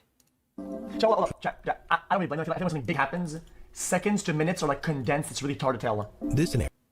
What? I don't really blame you. I think when something big happens, seconds to minutes are like condensed. Oh, he's talking about the actual assassination. I thought he's talking about not understanding the video. I'm sorry, he's so difficult to understand. Saw Mr. Truly and the policeman come up. I thought he was Swedish. He's French-Canadian. Not only does this account corroborate that of Adams, meaning they left within seconds, not minutes, but it implies that Garner was in a position to observe the stairway from somewhere on the 4th floor. In spite of this, Garner made no mention of seeing Oswald scampering down the stairs between Stiles. There was no conspiracy. No, I don't believe any of these arguments make it impossible for others to be. So yeah, I think this is like a meaningful fucking market replacement for the content. And obviously the video got 13 million now, but when it first came out, this video was released on July 24th, 2023, and 500,000 views were siphoned from it on July 24th, 2023. This is the most important part of a video's life, is like the first 24 hours. This guy posted a full rip of it within a day. That would drive me fucking crazy. You're not guaranteed for a video to take off and be like a long-standing hit for an entire fucking year, right? And grow to like 13 million. But at the time, these were close in views. It was disgusting. Let me see if I can find this. Lemino. Because I think I covered it. I might even have screenshots that were timely. I just saw Keffel's tweet on Nicholas DeOrio. Keffel's appreciated the shout out. Yeah, that one. What's her opinion on Frogan in this situation? She was in the middle of the sh*t then Barley mentioned. In the lawsuit vid she's as tapped upon. Is it like a sleep paralysis demon? If you don't look, you hope it goes away? I don't know. It might have been good for the whole time. Maybe I'm not remembering it properly. 9 days, it had about 411 and it kind of died out. Lemino's video would go on. At that point, already had 5.3 million views. The Mimic video review... what is this? Mimics the title, thumbnail, plays Lemino in full with 24 hours of the original upload. His reaction appears to be 15 minutes in total. I'm no lawyer, but I think you can make a pretty compelling argument that this is a market replacement, was what I said at the time when this happened in 2023. That depends if XQC even stayed in the room. I don't know what the original tweet was when I was talking about this, but yeah. All right, little side tangent. Ripping farts and bong loads. Dog, what do you look? You think I made this? Frogan, who bless her soul. She's Imagine this goes to court and they're like, "Yeah, dude, farting is fair use." Nobody would want to watch that shit. Still rising. Can I walk away and use the bathroom? Do I have permission? Can I use the bathroom, please? I'll leave it playing.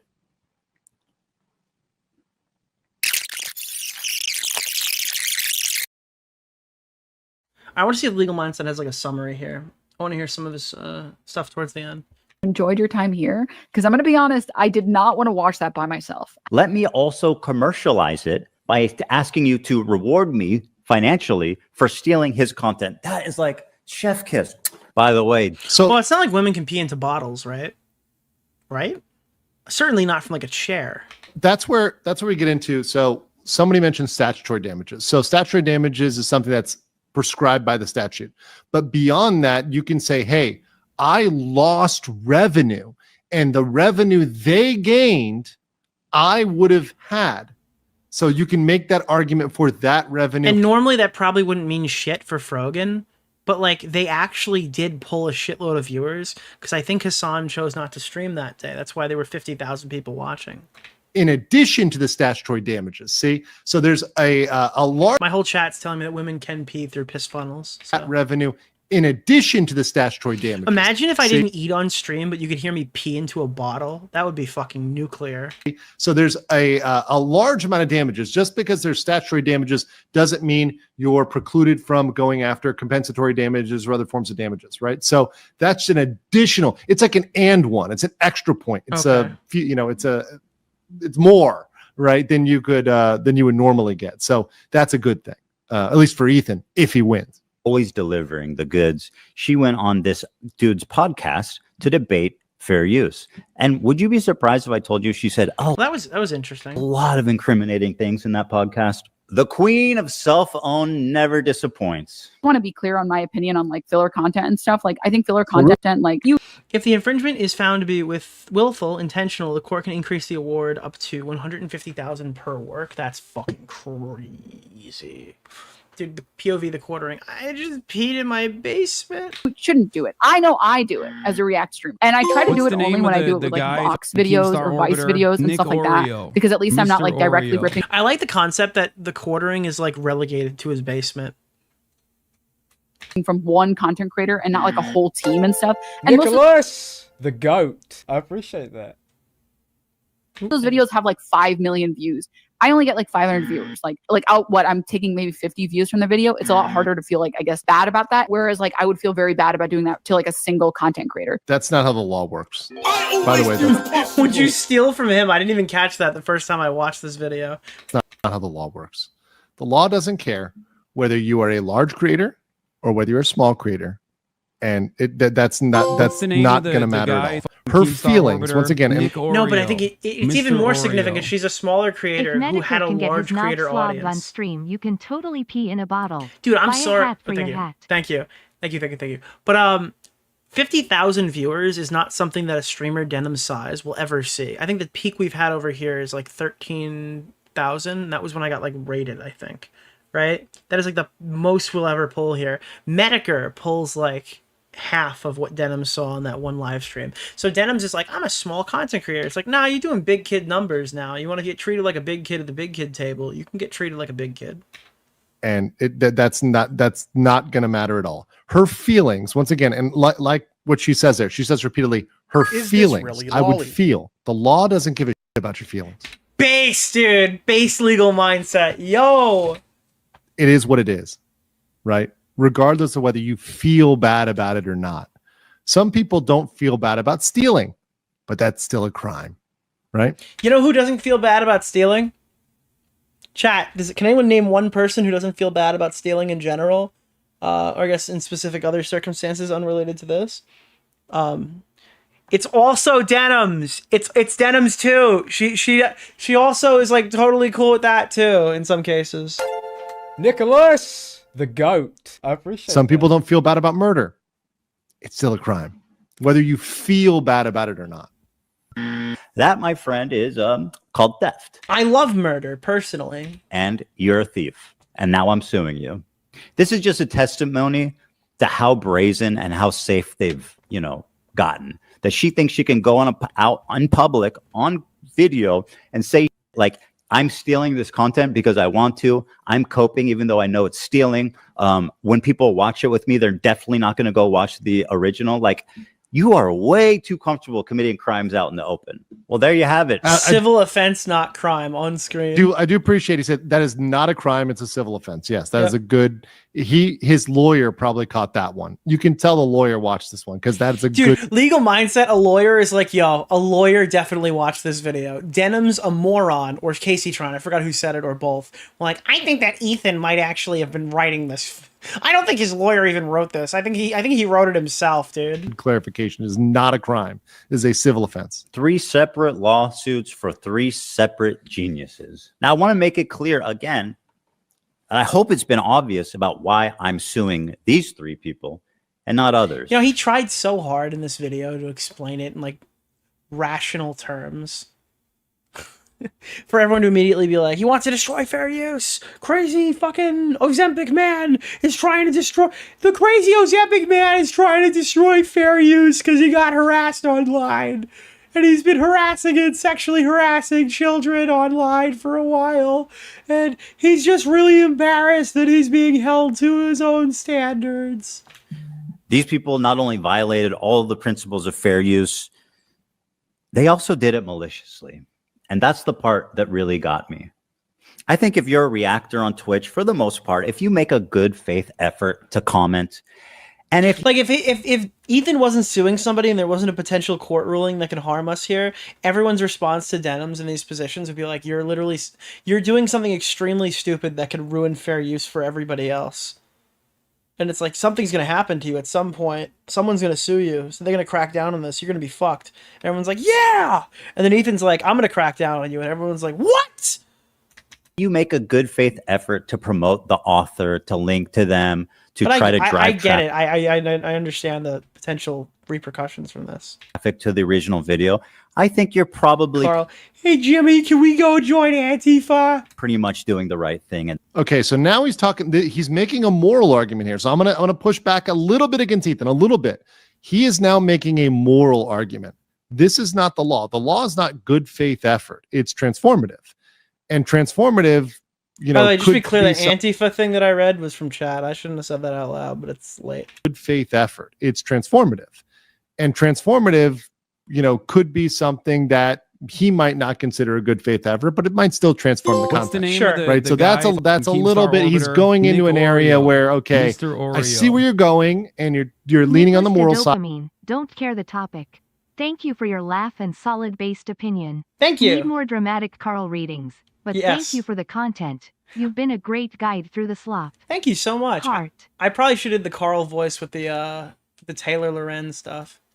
If your definition of good faith effort is transformative, okay, yes, but that's not necessarily where the line is drawn. But I see what he's getting at.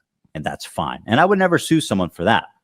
Take it to these three absolute morons to state their intention to steal my property on video. And to all the detractors who are saying that I'm targeting women, that I'm a hypocrite for suing for copyright infringement, I just have this to say. We don't care. That's what he's saying. Where's that clip of, what's his name?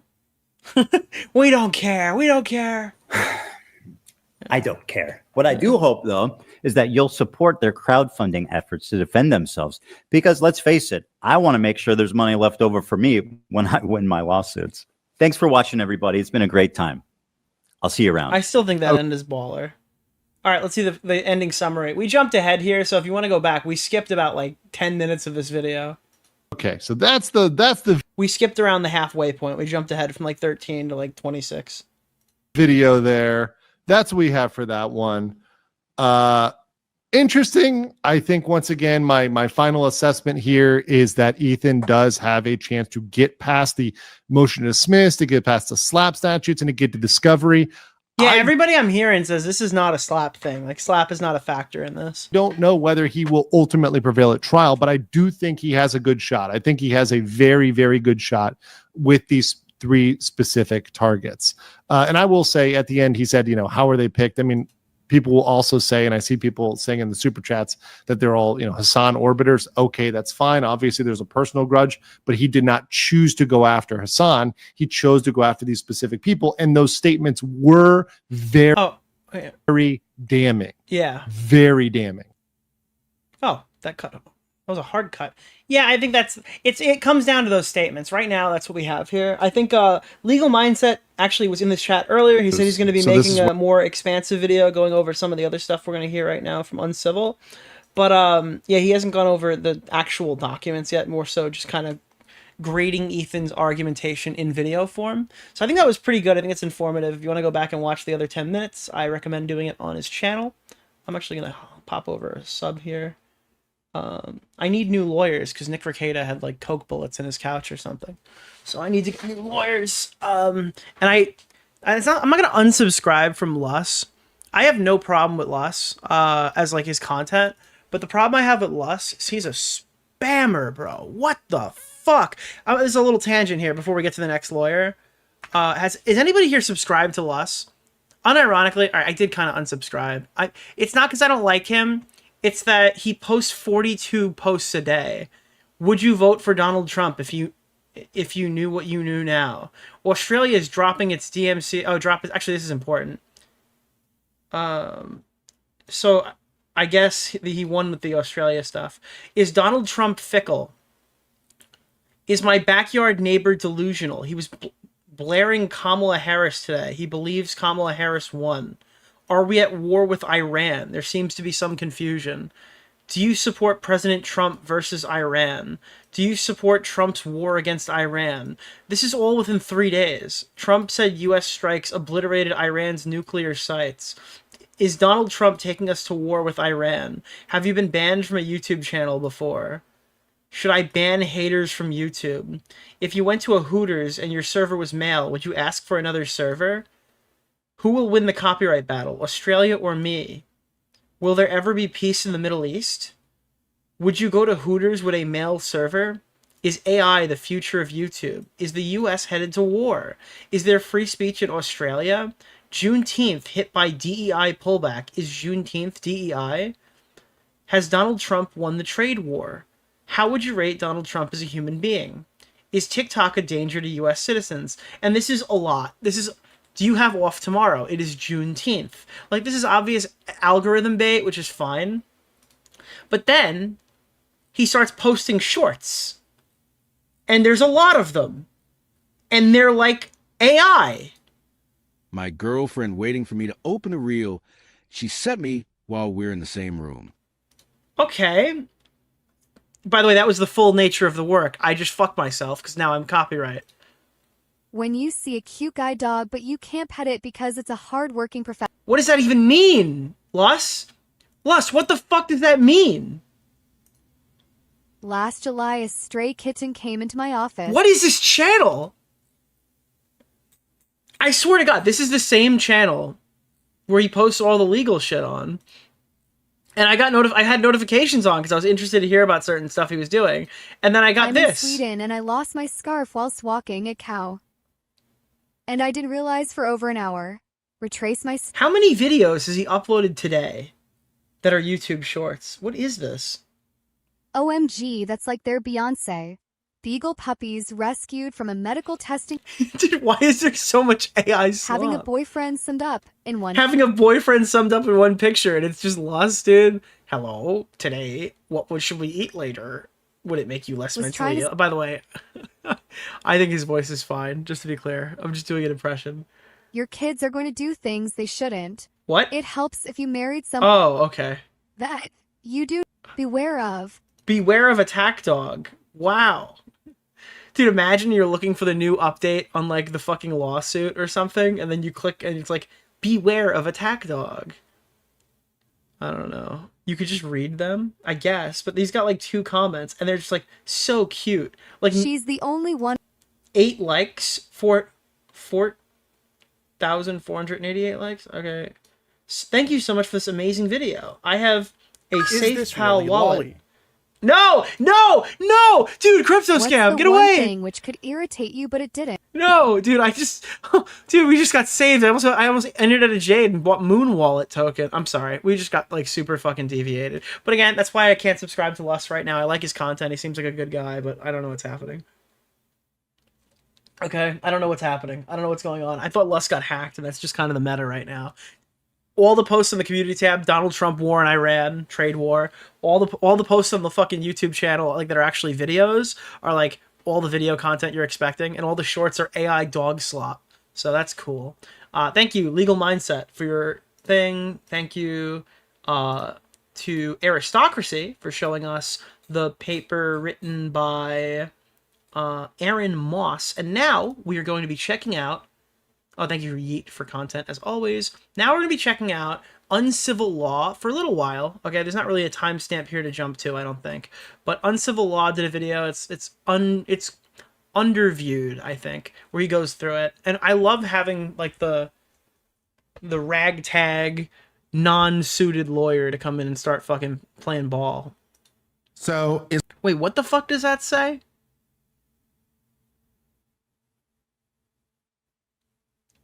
He has a lot of fucking... Oh, that's view count. I thought that was subscribers. I thought he had 21325,000. I thought that, like, oh, dude, this guy's, like, literally the most subscribed YouTuber I've ever seen. It's not necessarily Nicholas, a problem Thank you for to the take the $5, entirety of the man. work, and it's not necessarily okay to just take a small part of the work.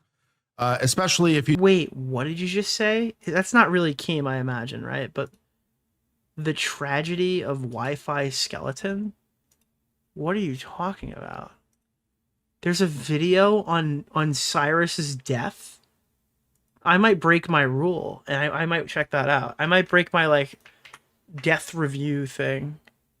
Is that a thing? Has a commentary? Oh my god. I'm finna pull up to a gas station and post the audio on my story. If you want to pull up and kill me. Wait, what is happening? So do we have Cyrus in here, or is he immediately Wi-Fi skeleton? Yeah, he is Cyrus in here. This could be a cool video to watch. Let's put this on the docket for next stream. I would be interested to check this out. Because Cyrus did, like, the podcast with Augie. And then he got, like, accused of pedophilia, and then he started doing music, and then he killed himself. Or overdosed? I don't know. You take what's called the heart of the work. I'll put that on the docket for Friday. Can get very complicated, but, like, the most important part of the work. So if you take the heart of the work, that can lead to problems. And so, like, even if you take only, like, 1% or 5% or something, if it's the heart of the work, that might be... But you'd have to figure out how the heart of the work is defined. Sorry, I'm jumping in here specifically, but the heart of the work. A problem. Now, conversely, if you take 100% of the work, it might be okay depending on what else you're doing with it. That was what I was arguing earlier. Like, it's all very subjective. It's all case-to-case basis is what I'm aware of. Again, legal stuff is not my forte. Copyright stuff is probably my best thing in legal stuff, but it's still not good. So, yeah, that's only... He has to use the heart of the cards to guide him. One of the fair use factors. And of course, the amount of stuff you add to it is also going to be relevant, but yeah. Thank you for hitting all the that goal. stuff. Something that none of the major reaction channels have ever done. Oh, we're watching the video again. Okay, I'm not watching the video again, but he's going to pull up the complaint, right? He's going to pull up the complaint, right? He's going to pull up the complaint, right? He's going to pull up the complaint, right? He's going to pull up the complaint, right? Okay, he pulled up the complaint. Okay. Great. We're relying on you to stay live so we don't have to give the nuke views. Yeah, I'm going to stream it. Since confirmed it's coming out today, I'm going to stream it. Yeah. Well, guys, if you enjoyed not giving any views to that terrible video, give me a follow, subscribe, and throw in a prime. That is such a crazy fucking sentence, too. Well, if you enjoyed not giving this video any fucking views, please tip me a prime subscription, dude. Yeah. Yeah, this is it. Yeah. And Ethan Klein is like, I'm sure he'll mention it in his lawsuit, but of course he won a big fair use claim himself. With Matt Hoss. But like, it doesn't really help these people because his fair use success in his lawsuit when he was sued for copyright infringement, he was able to claim fair use because... Oh, okay, this is coming up right now, and I'm not going to tell you who the assailant is who is watching the stream right now, but a large YouTube man has DM'd me saying, not going to lie, I actually don't think the lawsuit is a big deal.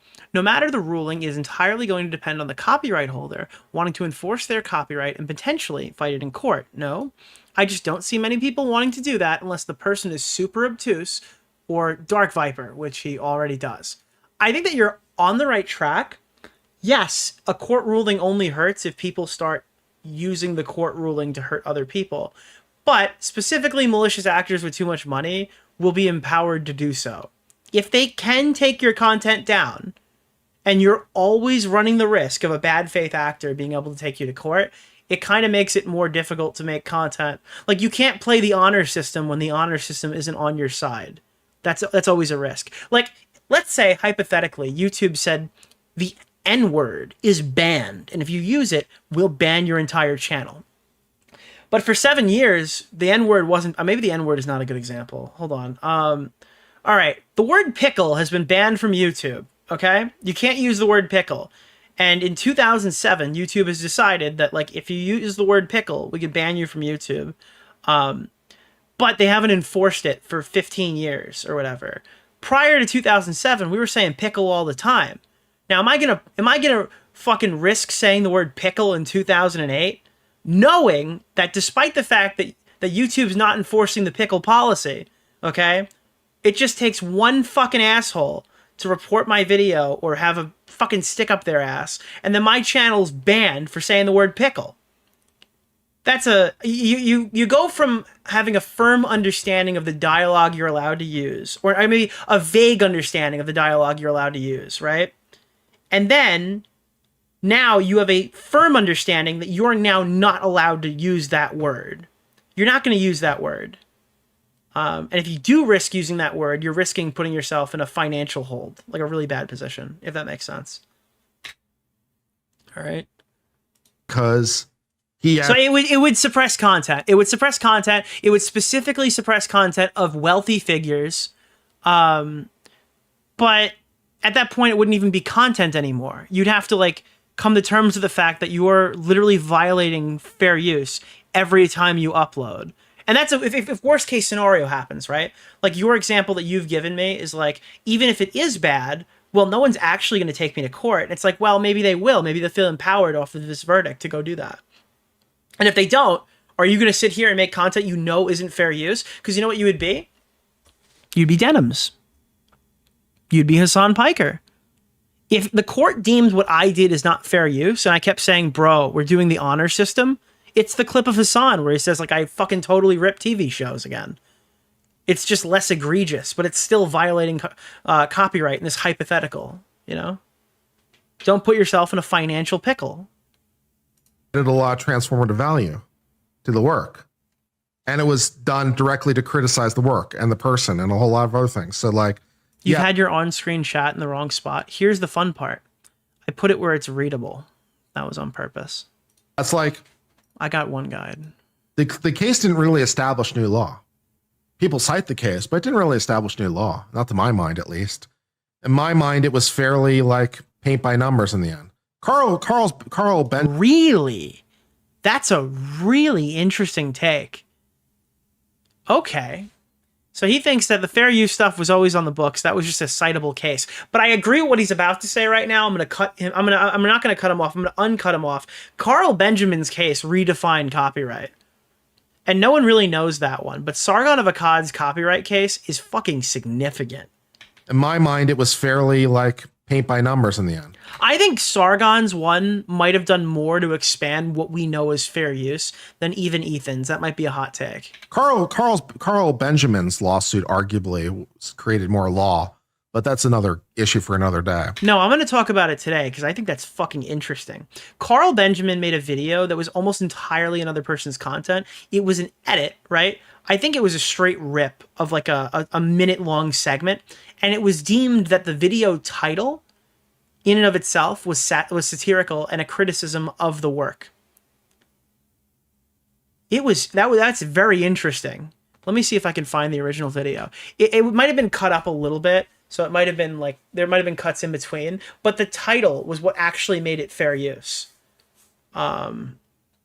That verdict was crazy, yeah, because you all would expect Sargon to lose. Let me see. Lawsuit 1 video. Yeah, it was called SJW Levels of Awareness. You might not like the subject matter, but the video is fascinating. That it's back up on YouTube and stuff. And not only that, he was awarded legal fees in this SJW Levels of Awareness copyright lawsuit. Let me pull this up really fast. It's a video that never in a million years would you think that like would be considered fair use. Here. Hi, YouTube. It's Aquila, obviously, and like maybe not in a million years you'd think is fair use, but definitely for like a court would deem it fair use. At the Javits Center in Midtown Manhattan. It's where Hillary Clinton is having her like speech party, whatever. There's a block party outside. We're here with press, although it was very difficult to get these. It's its own story, but we will show you what we can of the evening. I'm just personally like really excited because to be like a woman in the year 26. So the first cut happens around 28-minute mark. It started out as a very exciting evening and like full of hope that we would. So it's like your generic election thing, like your election. Oh, wow. I was really hyped in the beginning when I thought Hillary Clinton was going to win. And then all of a sudden it was like 9/11. It was like the worst day of my life. It was horrible. It was horrible. And then it'll probably cut back. It doesn't. It doesn't cut back. So it's 2 clips smashed together for 2 minutes long. No commentary from Sargon at all whatsoever. But the title SJW Levels Awareness literally was the thing that made this win. After the district court ruling in my favor, this video is my own transformative content under fair use. I am re-uploading it so people can see what the fuss was about. Like, that's fascinating to me as somebody who's not like a lawyer. But yeah, Ethan Klein's lawsuit that he was sued didn't really establish new law. For my money, it was kind of... How is this fair use? Well, they deemed that the caption was enough, right? Paint by numbers. It's like, yeah, because it's inherently a criticism saying she's unself-aware because they're playing a clip that contradicts another clip. Like in the in-clip contradiction of what she was saying in the beginning and after, and the title solidifying it meant he didn't even have to verbally be there. Exactly what you would expect to have happen. So, and this is also... Yeah, he chose specific clips to make a statement. Yeah, that's... But again, just based off the H3 Matt Haas thing, you would think he'd lose that lawsuit. Numbers. It's like, yeah, exactly what you would expect to have happen. So... And this is also paint by numbers. It's like, it's just different numbers. So different color paint.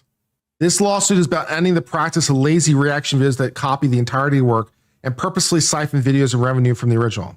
Over 7 years, the owners of Plaintiff TED Entertainment established a legal standard for fair use reaction videos. Again, I don't really know that I necessarily agree with this. Like, It's sorry, Uncivil Law. You're on YouTube, and that's the lore. Unfortunately, you cannot change it. They have decided as such. It is true. Yeah, I don't really. To my mind, it's sort of like just. Excuse me, sir. You might be a lawyer who understands copyright law, but I'll have you know I've been watching Ethan Klein since grade school, so I don't want to fucking hear it. All right, that guy created fair use. There was no fair use before this. The courts didn't exist. Okay, I don't want to hear it, man. Duh. Right, but it's a valid citation. It's not like it's invalid, but it's just like. Did you even watch Vape Nation? Fraud. I'm kidding. Exactly what you would think it would do. There was no new law created by that case, at least. La la la la. I can't hear you. La la la. So it's like I don't, whatever. La la la la. As a genre, okay, sorry. What happened? Reaction videos vary widely in terms of purpose, structure, and the extent. Bro, have you even heard my moral argument? True. Which rely on potentially copyrighted materials. Dude, Ethan Klein invented Ozempic. I just stole that from Red Dog West. So that proves that he knew what fair use was before you. Reaction videos like the Klein video, they are spent short segments of an hour work with criticism, commentary, constitute fair use. And reaction videos that more akin to a group viewing session do not. Citing footnote number 1 in that decision, because the judge was like, yeah, just to spell this out. Why is he not talking about the vicious sexual harassment infringed on fucking Taylor Lorenz? Like, he's not even addressing it. It's actually cowardly. Clearly, so no one's confused. We're not confused, or at least I'm not confused. This case involves a group viewing session hosted by defendant Dennis. Dude, Dennis, bro. Dude, Dennis got regendered in this fucking up. It's so funny. Specifically intended her group viewing session to siphon off views and revenue. Demis timed her group viewing sessions. Just got here. Does Ethan have a case? It looks that way. It does look like Ethan has a pretty compelling case here. To coincide with the exact moment that they released the work, her timing was intended to capitalize on the interest in the work and siphon off the maximum amount of views. Does he not know there's a fucking conflict in Palestine right now, dude? Dude, the Palestinians are going after the fucking the Omega Rallies, dude. And revenue. The Sigma Rallies. Moderators of the H3 Snark subreddit. Dude, right now the Gatranians are currently on their grind set to create a nuclear bomb. Heavily promoted the group viewing sessions alternative to the original. So again, I don't think you can go over. I don't think you necessarily can go after the moderators collectively like this. Does he even know how far away Palestine is? Yeah, dude, it's trillions of miles. So again, I don't think you can go over. I don't think you necessarily can go after the moderators collectively like this. But you can definitely go after the moderator who created that post. And if really, wait, he could subpoena information on the person who made that post. Other moderators had other posts, then you might be able to have to go after them too. But you're you're not going to be able to do this collectively. You're going to have to go after each of them individually, which, maybe you can do. You can at least do it for the. But like, what happens if that one moderator isn't in like U.S. jurisdiction? At that point, you've lost him, right? One, I think you're there. So I don't see a problem. I don't see a problem. It's just standard paint by numbers law, standard vicarious contributory liability, man. It's not really, to my mind, very complicated. So we're going to see the H3 moderators, and that's going to work. As a result, the group viewing sessions, the work peaked at approximately 45,800 viewers, when a previous stream only achieved 3,300, which suggests that the work by the Reddit mods to bring attention. Now, dude, could you imagine her legal defense is that Hassan Piker wasn't streaming that day, so the audience was watching her instead? Maybe they could make that argument if Hassan promoted Denims in the Discord and sent his audience there, but again, would it even matter? The reality is that it probably isn't what Ethan is arguing here in this paper. It's probably that she's just a Hassan orbiter and was like that was the person who was like decided to have watched the video that day. Particularly successful, which goes to damages. So that's. Some are saying the snark mods are the real I actually said that I think that could be a possibility before, that this is a means to an end to get the snark moderators. Exciting. Demis greatly pretty sure that's irrelevant. I don't know. I have no idea if it is. Profit for her group viewing session. I mean, I just feel like that would be her rebuttal to this, because I don't think what they're saying in there is actually accurate. I do think it's literally just because Hassan's audience was watching that stream. Of the work through I don't think that she really garnered that many viewers. Revenue, donations, and paid subscriptions. Like most lazy reaction views, Demis peppered her group viewing session with primarily brief and sporadic observations, which can be categorized as follows. Most frequently, Demis will watch a long, unadulterated portion and pause. What? Huh? I don't understand. And where she just stare at the screen for a lot. There's a lot of that. To give surface level and offer repetitive observations that provide little to no information, aesthetics, or understanding. Citing Andy Warhol. What? Fair enough. Other times, Demis' commentary has little to no critical bearing on the substance. Rashi goes off on tangents. I was like, Andy Warhol, didn't he make those fun art things? He like did paint. Related subjects or shadow boxes, demonstrably false misrepresentations of content of the work. On rare occasions when she does provide sporadic and brief commentary, she spreads misinformation. There's a few moments. But does the misinformation matter, or is that just arguing that she's not even listening to the actual content? Layered by the works themselves are most cursory level research. On rare occasions when she's actually shown the factual basis for a claim, her statements are refuted by the site source itself.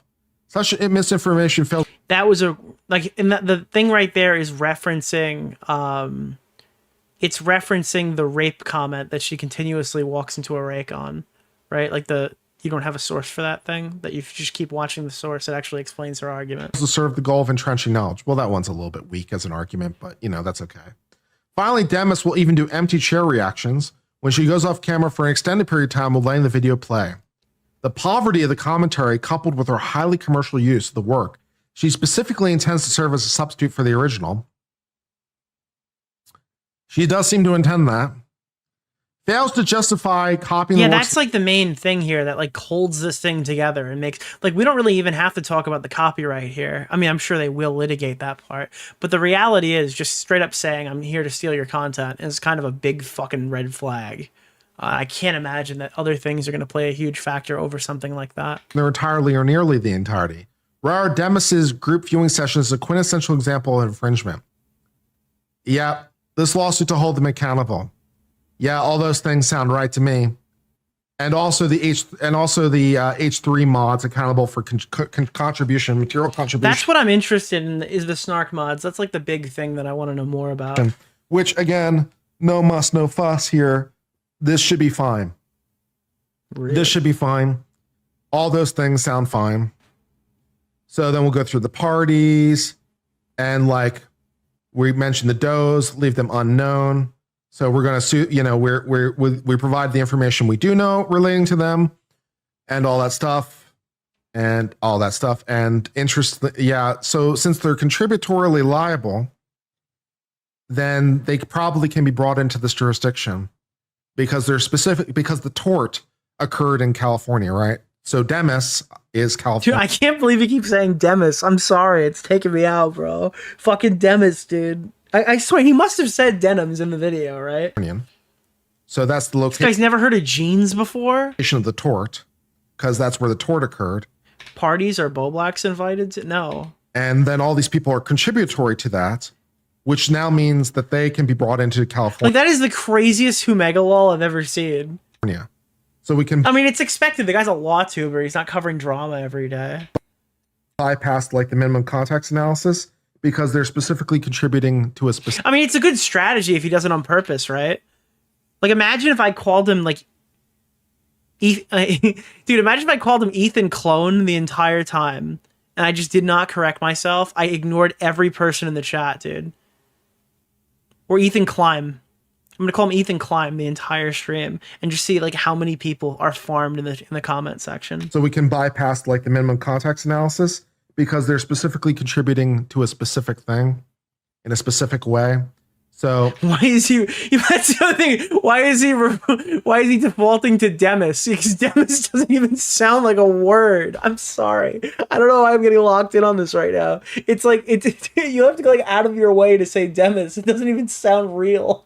It's so fucking stupid. I don't know why I keep fucking. Oh god, we have to move past this. I'm sorry. Yeah, it's not even a word. Getting jurisdiction over these people shouldn't be a problem. Dude, this guy is tired. He does not want to do another video on a fucking YouTuber. I get it. I'm sure they'll fight over it. Dude, Duke Demis. But they'll win in the end, I would imagine.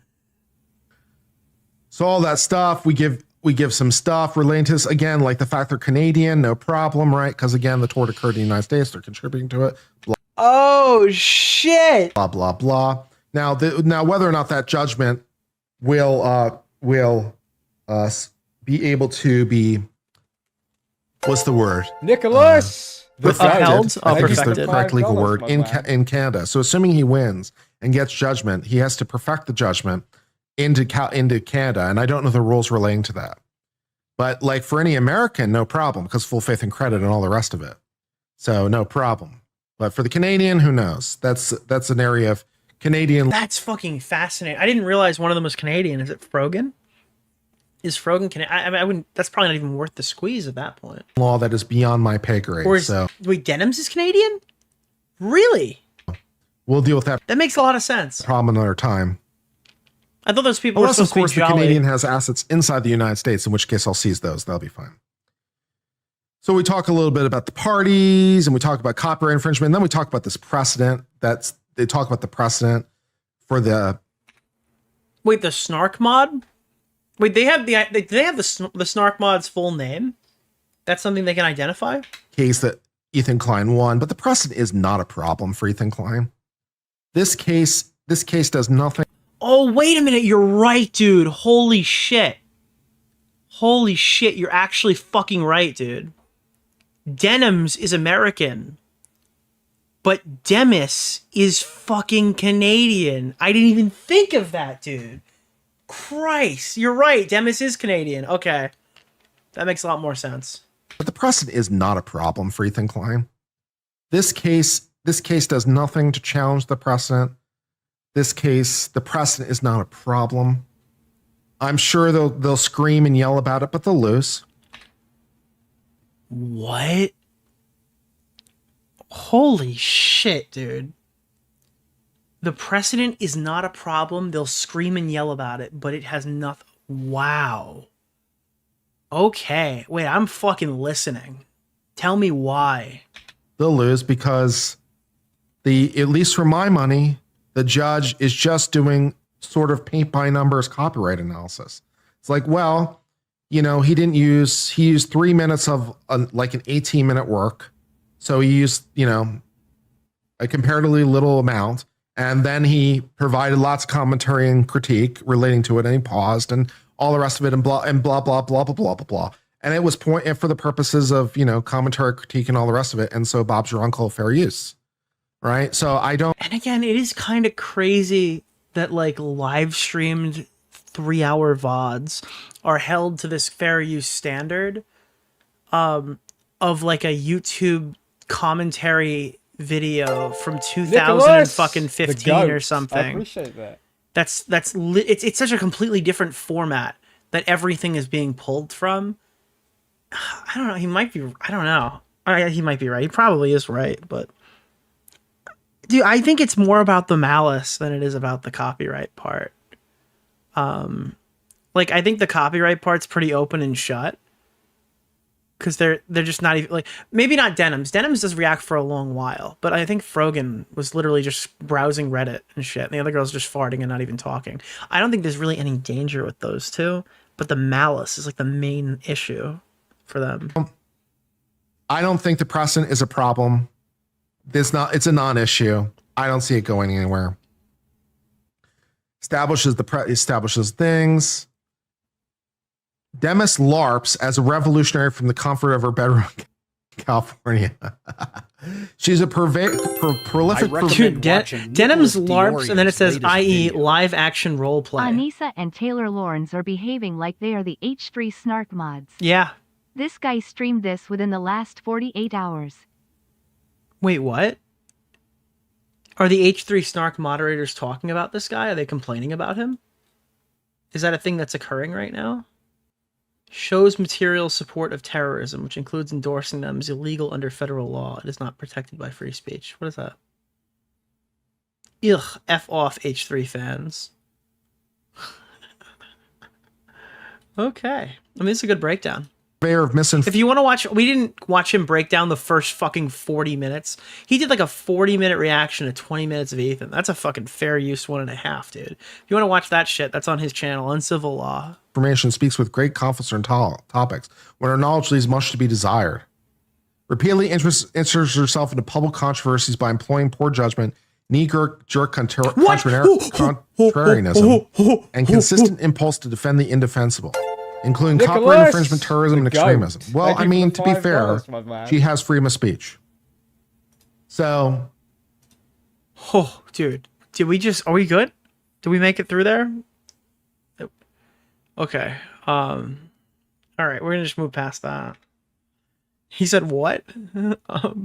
I don't know that I would really. I mean, lawsuits are, allegations and shade, as Emily D. Baker would say, but I don't know that I would mention that because it's not shade relevant to what's going on here. It's like she's allowed to. Dude, Kurt just went off, dude. That was crazy. She's allowed to interject. Dude, Kurt is a product of his environment. Do not get mad at him. General sense, be pro-terrorist. Yeah, he just had a certified, what is it called? Sam Cedar moment. He just Sam Ceder'd a little bit. If freedom of speech goes along. I almost had a Sam Cedar moment the other day. Way, man. So if you do it on purpose, it's a Turkey Tom moment. If you do it by accident, it's a Sam Cedar moment. I mean, if that's. I've heard I can't leak this. I heard there's a video coming out that's going to be very cool. That's who you are, I guess. We need to watch it when it comes out. Then she's a supporter of Hassan Piker, which I can't be bothered to care. Apparently, she deleted a video. Well, that could be interesting, right? But I'm sure that they have copies of it. Yeah, you see, he has immediately he says what I said. I'm sure they have copies of this video. Deleting it on YouTube isn't the end all be all, right? As soon as a video gets deleted on YouTube, everyone just fucking jumps in there and like, that means you can just say whatever you want. It's like, no, hold on. They probably have a fucking rip that they can pull out. I don't think they're all that stupid. I mean, it'd be very funny if they were. That'd be awesome. Like, that'd be hilarious. But I don't think they're all that stupid. I think they're probably archiving these streams somewhere that they have access to. Through mean things she said on stuff. She got a mention here. That's nice. Public controversies, Reactgate. Some more shade that's kind of not relevant to anything we're talking. Controversies, Reactgate. Some more shade. Mauler. Shade that's kind of not relevant to anything we're talking about. So we're just gonna like shit over her for a while in ways that are not really relevant to the lawsuit, which I kind of would not want to do personally, because I just want to just sort of keep it to the facts of the thing, because the facts are bad enough. I don't need to do this. I can just. So does he think that Denims is correct when she said that they made it that long on purpose to try to make the legal fees more and use more billable hours responding to it? Keep it to the. But if it's all mundane garbage that really doesn't add anything to the case, I doubt that they would spend too much time worrying about it, right? Like, that wouldn't be something they focus on unless they have a lawyer that's specifically trying to just farm billable hours. Facts, because the facts are bad enough as they are. So I don't need to go into like what she said about other people or her views on terrorism or any of those things. So if it were me drafting this, I wouldn't include any of this stuff. But maybe it's just me, because I don't need it, I don't want it, and I don't want to conflate the issues. It's like, I don't want, I just want to get to the point, Yeah, like Tommy's News Network. True, dude. Point is good enough. I don't need to dress it up, right? These are the kinds of things I would do if I had to, because I had nothing else to work with, right? If I needed to like make the lawsuit better or spicier, or if I needed to try to like, is there a but there? Because it's not enough on its own, right? That's what I would do. Like, for example, when I wrote that Supreme Court brief, right? In my judgment, my client's case was not enough by itself because of all the factors that go into a Supreme Court case. So in my judgment, it was not enough. So then I had to sort of, buttress it by making arguments that were not, in the strictest sense, on point. Really? So you make weaker arguments to pad out the length, I guess, is what they're arguing. But I had no on point arguments left. I had made all my on point arguments, and I was like, this is still not enough. And so I'm like, well, I got to figure out something else to do. So I started going for the more tangential, and but that was the reason why. Here I wouldn't do it because I don't need to. Oh shit! Okay, I thought he was gonna say, well, maybe it's not as strong as he thinks, but no, he thinks it's strong. Things bad enough as it is. So some more stuff. Okay, then we're talking a little bit about some of the things we said relating to this video. So that's a little bit more substitute for the original. So these statements are a little bit more on point. Then they talk a little bit about the background of the snark Reddit, which I'm not sure if I can be bothered to care. No, I want you to care because I want to know about if the snark stuff is real or use. Maybe I guess him just saying he doesn't really care about it means it's really not significant. How it came into place? What do I care about? Like, why does it exist? It doesn't really matter, right? It Oh, does the back- exist, like and just the people are lore? contributing in contributory liability. Okay, So, okay. again, not really sort of my bag, but, you know, you do you. What the fuck was that? So, just What the fuck was that? Is that the same document? do you. We just scrolled really fast. Why did Mussolini meet Hitler midway through this fucking document? That is an insane thing to fucking put. What is going on right now? Sort of my bag, but, you know, you do you. They put Chud logic in quotes. That's funny. Exhibit 1. That's not even Mussolini. That's Husseini. Dude, it's fucking Husseini, dude. He met Hitler. So, just discussing various things. I guess because they talked about that person. We're bringing Hitler into this for some reason. Rampant copyright infringement on H3 Snark. Okay, that's a little bit more on point. Reddit chat. Some random chats to show various things that we're doing. Encourages users to use YouTube as an alternative. YouTube? Wait, what? Where does it say that? YouTube as an alternative to watching TEI's video on the official channel by commenting on certain posts. Why do they spell YouTube wrong? Okay. I YouTube? never heard that one before. That's it. Oh. We encourage folks to watch on YouTube since it doesn't play ads or contribute to viewer counts. Oh, it's a fucking... Oh my god, it's one of those stupid fucking sites where they're like, actually, I watch on YouTube Revanced. It's like, we're gonna take down the advertisers. Like, fucking 6 people know what that site is, dude. Everyone else just watches the ads. Shut the fuck up. Interesting. Or gets ad block on their fucking browser. Oh my god, they're trying to block the ad block. Then get a different ad block. Or pay for premium. Or fucking watch the ad.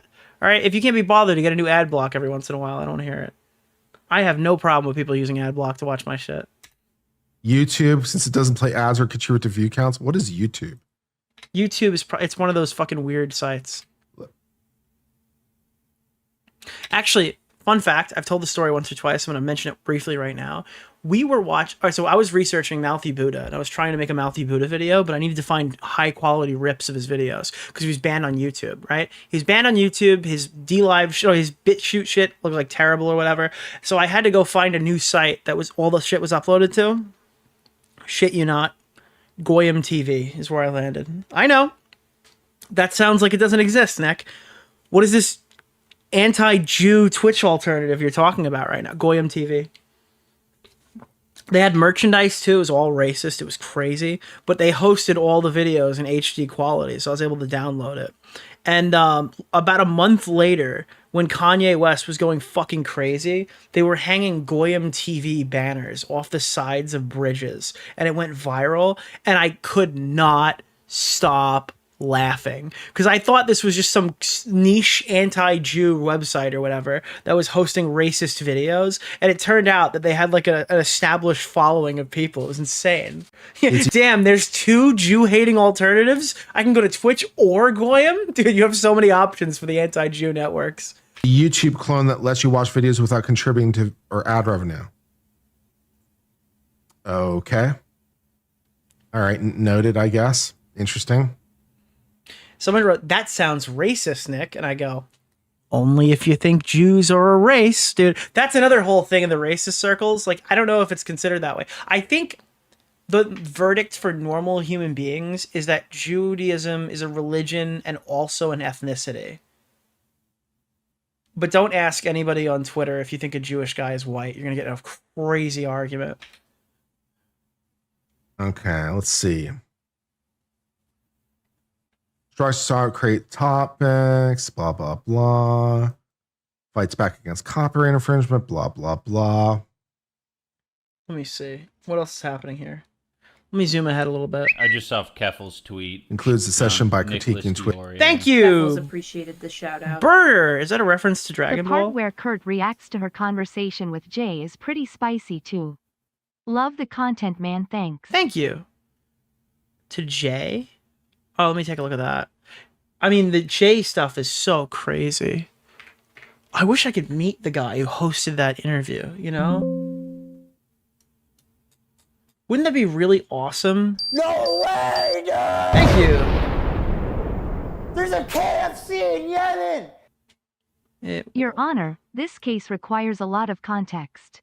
This is a story of many twists and turns. Let's go back to January of 2024. I present to the jury Exhibit A, Vash's taxes folder. This case in my wildest of dreams.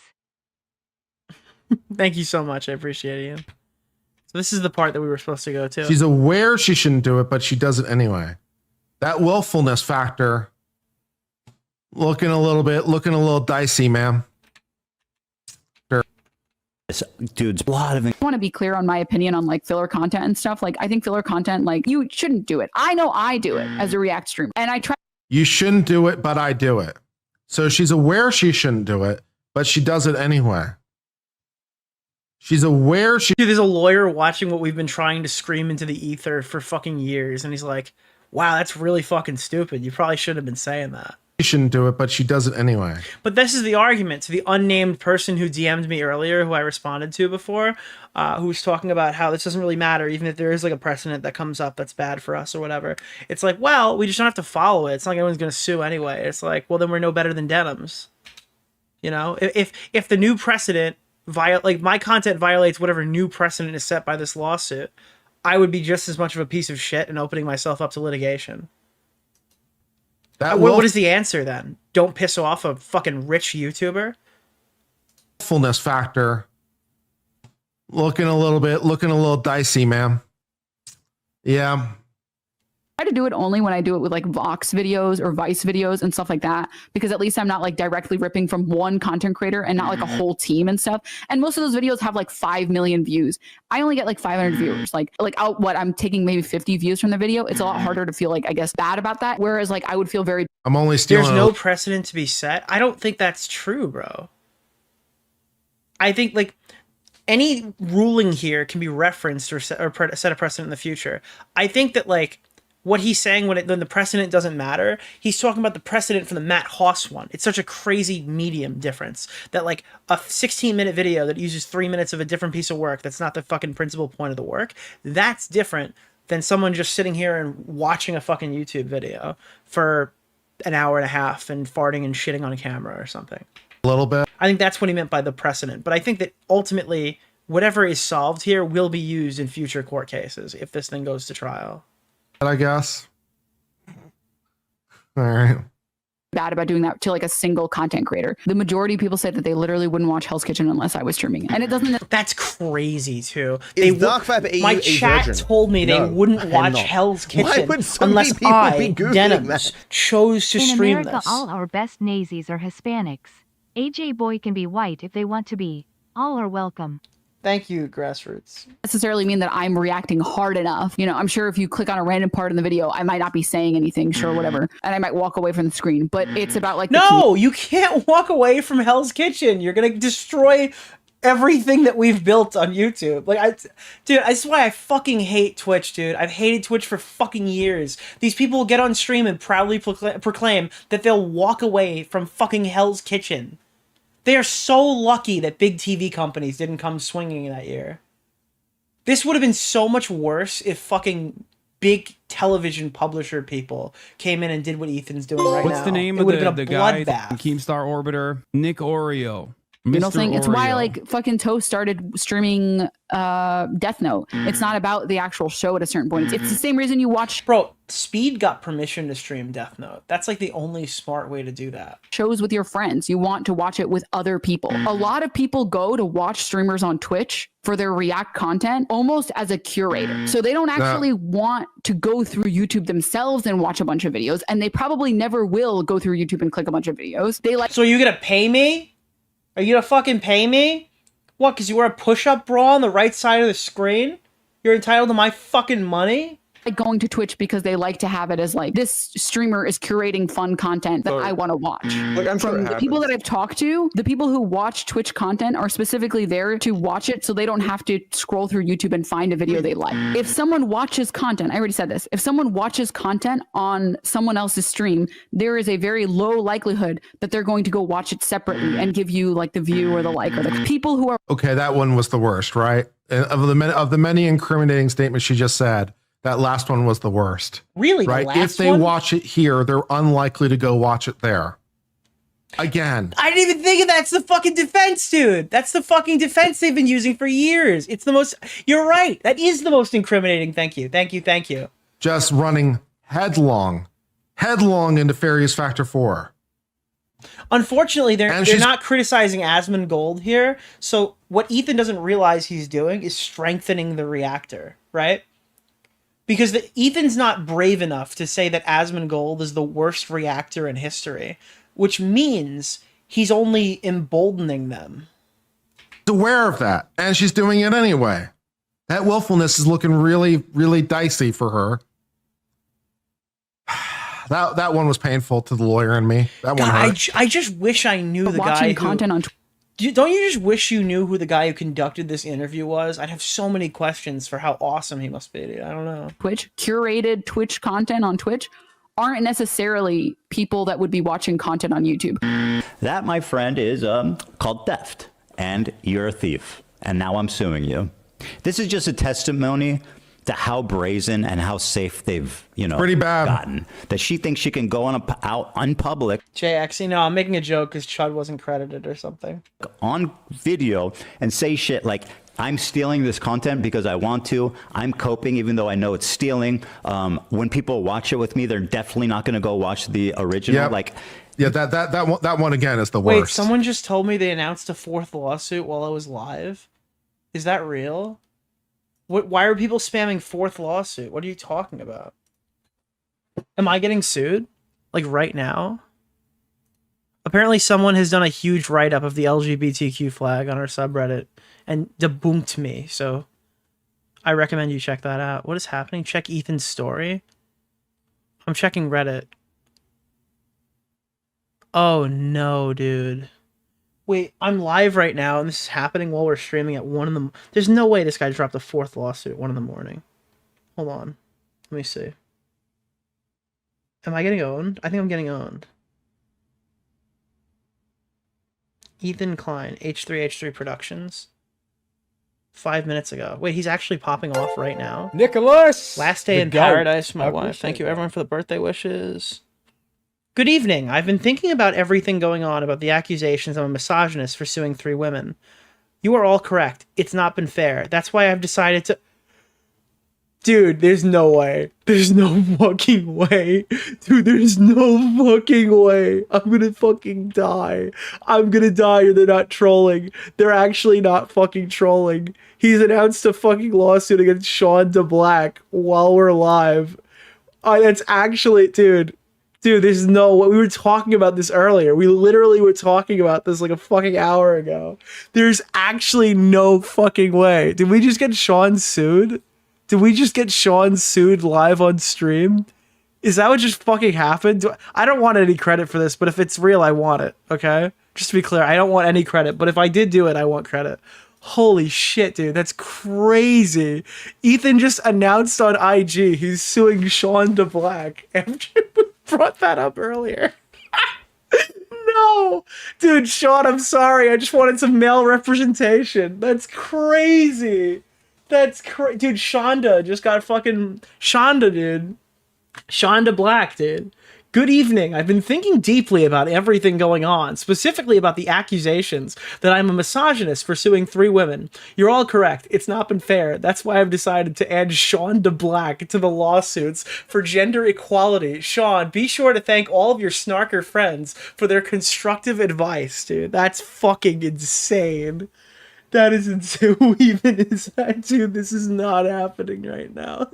Dude, there's no fucking way that just happened, bro. I gotta clip those two and put it together. That's insane. That's actually fucking insane. I can't. We don't even, dude. That's the funny part is I wonder if he's saying this before even talking to his lawyer. Nicholas, I imagine. All right. I don't know. Is this really happening? Because I don't. Has anybody watched Sean's reaction? Does anybody know what he even said? Dude. Oh my god, bro. We don't, dude, nobody's even watched Sean's reaction. He could have made the most fair use thing on planet Earth. What did he do? I hope he has a strong case against Sean as to not dilute the strength of the case. Yeah, true, 100%. That's if he even files, but obviously, Jesus Christ. Watched who? Sean, dude. Holy shit. Dude, could you imagine if all the people are replying like, dude, why the fuck did you call him Sean DeBlack, dude? What the fuck? Dude. Nicholas, the goat. Thank you for the $5. Dude, if Keemstar tweets this out and posts a picture of some black guy instead, that's another YouTuber. I would fucking scream, bro. I would fucking scream. Holy shit, dude. I actually can't believe it. I literally can't fucking believe it. A fourth GoFundMe. Dude, the fucking thing for Sean is like chivalry must not be dead, dude.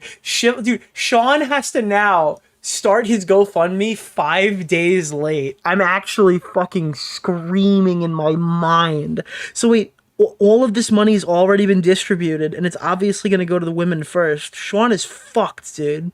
Sean is actually fucked, dude.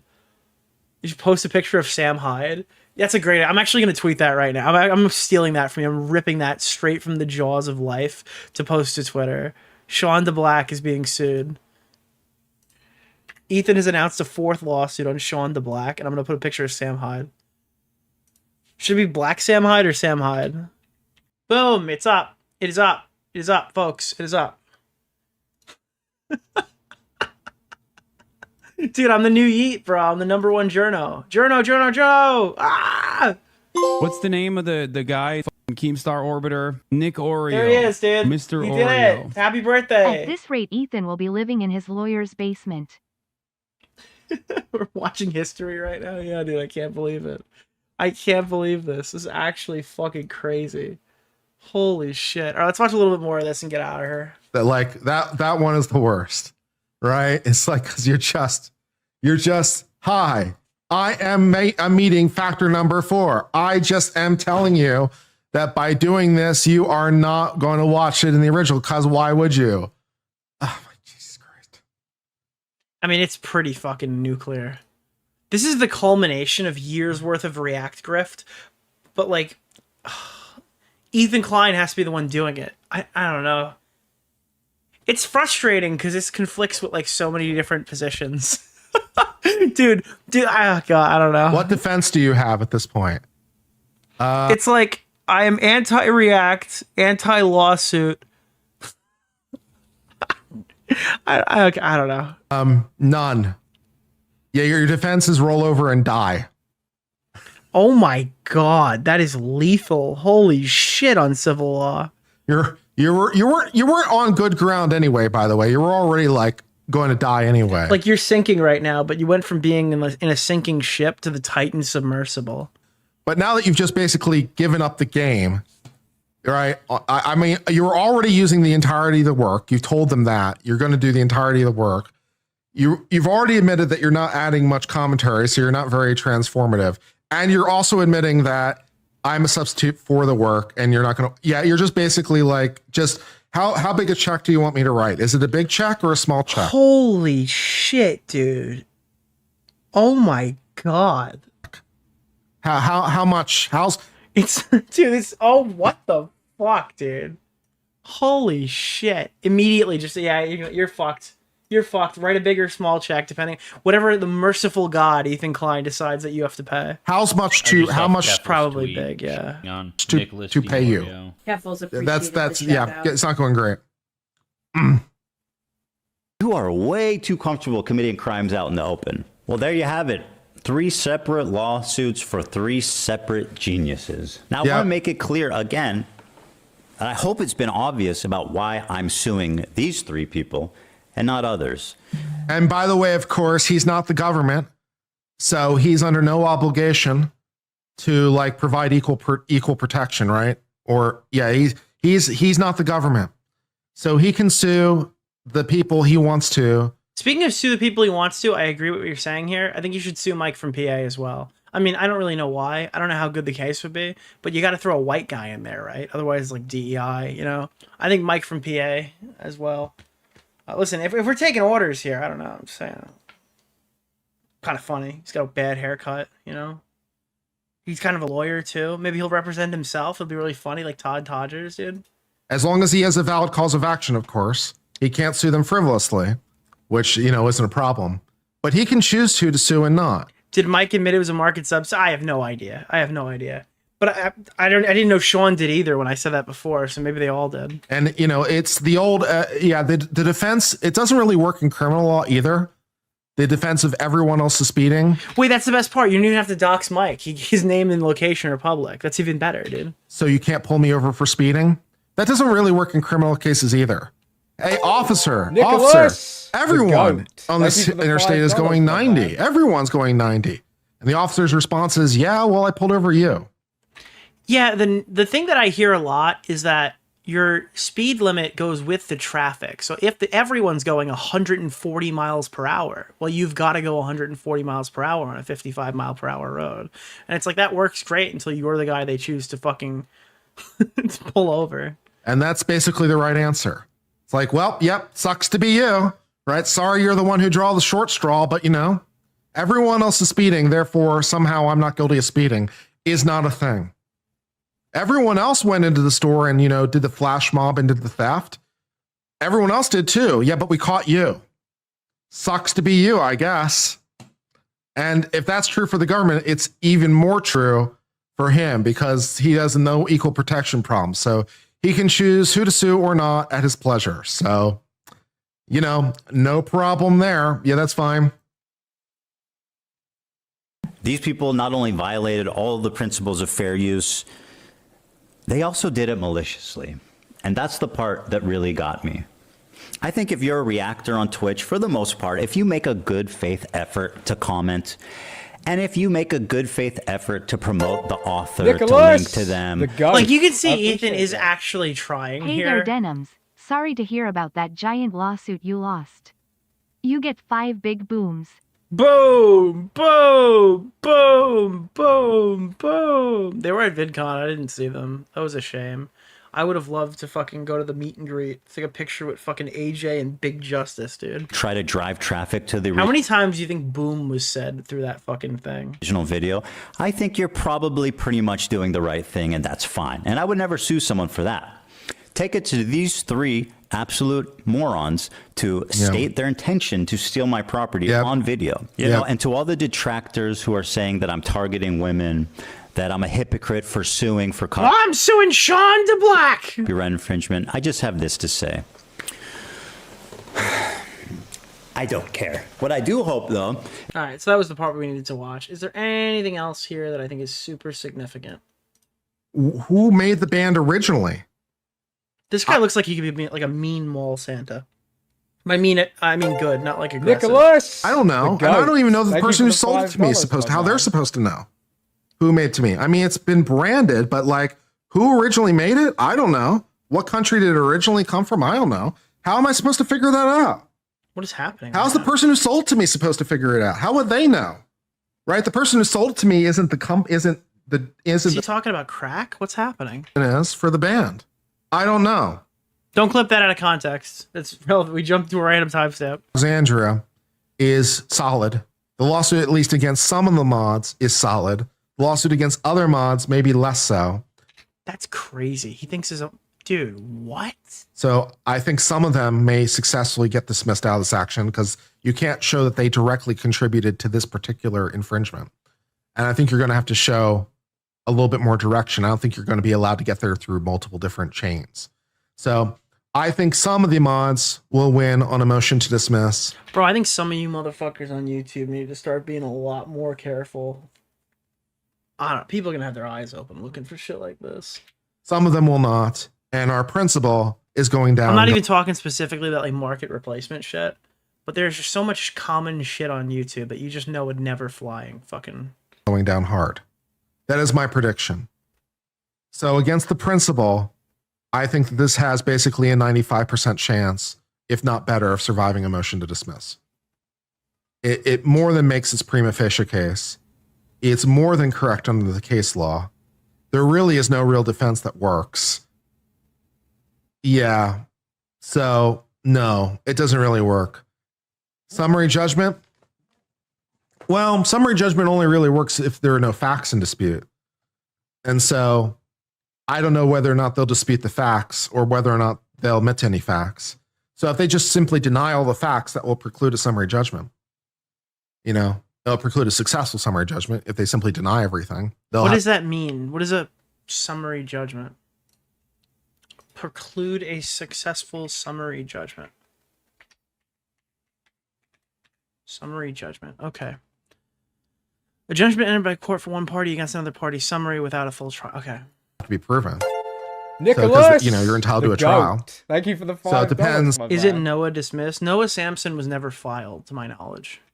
What facts are admitted to or can be established, like beyond that no legal dispute could rise to. So a motion for summary judgment. Dude, I'm actually screaming right now. Someone on my fucking YouTube channel, Alex Gekmo, just tweeted the fucking comment of the night. I got the next one, dude. You ready for Taylor Lorenz's top fucking story tomorrow? I don't even care. It's what they're gonna tweet. You might say this is racist, whatever. This is what they're gonna tweet. Alex Gekmo immediately fucking declaring history. Ethan Klein is suing a black man for theft. That will be the narrative tomorrow morning when you wake up. You will wake up to the narrative that Ethan is suing a black man for theft, and you will be okay with that. That is what they will say. That is what they will say. If he's a misogynist for fucking insulting Anissa Joma, I would not put it past them. Maybe partial. There's the title. That's the next article. The next article is Ethan Klein sues a minority for theft. I could see a partial summary judgment relating to some elements, but not a complete summary judgment, not based on, because there's just too much here that there's some of these things you might be able to establish to, that basically no reasonable juror and all the rest of it. But yeah, partial summary judgment maybe, but not complete. But I would be surprised if this goes all the way. So, but yeah, that's what I think. Am I going to stream the trial? That's the thing here. To sit here and do the fear-mongering shit and talk all about this, I really have to come to the conclusion that I think this is going to go to trial. I simply don't, okay? I think that there's like a 2% chance this ever actually gets to like a place where it could even create a precedent. Everything I'm seeing here says they don't have a fucking chance in hell to win this fucking case. And they should just be begging for the smallest possible payout. Plus damages, maybe. I don't know. Like, I don't think that we're even going to get to a position where this could possibly create like a ruling. Veto. Pissing off a rich man is a bad plan. Trial can't do it. It's in federal court. So no. Oh yeah? Well, guess what, dude? Sounds like somebody pissed off Jeffrey Epstein. How did that work out for him? Can do. No can do. No can stream. No streaming for you and me. If wishing made it so, but no. So all that stuff, man. So I don't know that I really have much more to say right now. All right. Well, this was Uncivil Law. We watched a little bit of this stream. There's probably a lot more here. We didn't watch the majority of his big review, and there's still a lot more left in the VOD. But that's probably where I'm done for the night. When we come back, I think we'll check and see what happens in the coming days. I don't really have another EHD type segment for you. And they're on break, and I don't know how much more we're going to learn after that big reveal we just had just now. There's a chance I'll look at Hassan Piker, because I haven't seen anything Hassan has said. There's a new Willy video out, but I want to cover, when I get back, probably that new video on Cyrus on Friday, and then I maybe want to do the quartering poverty screaming segment.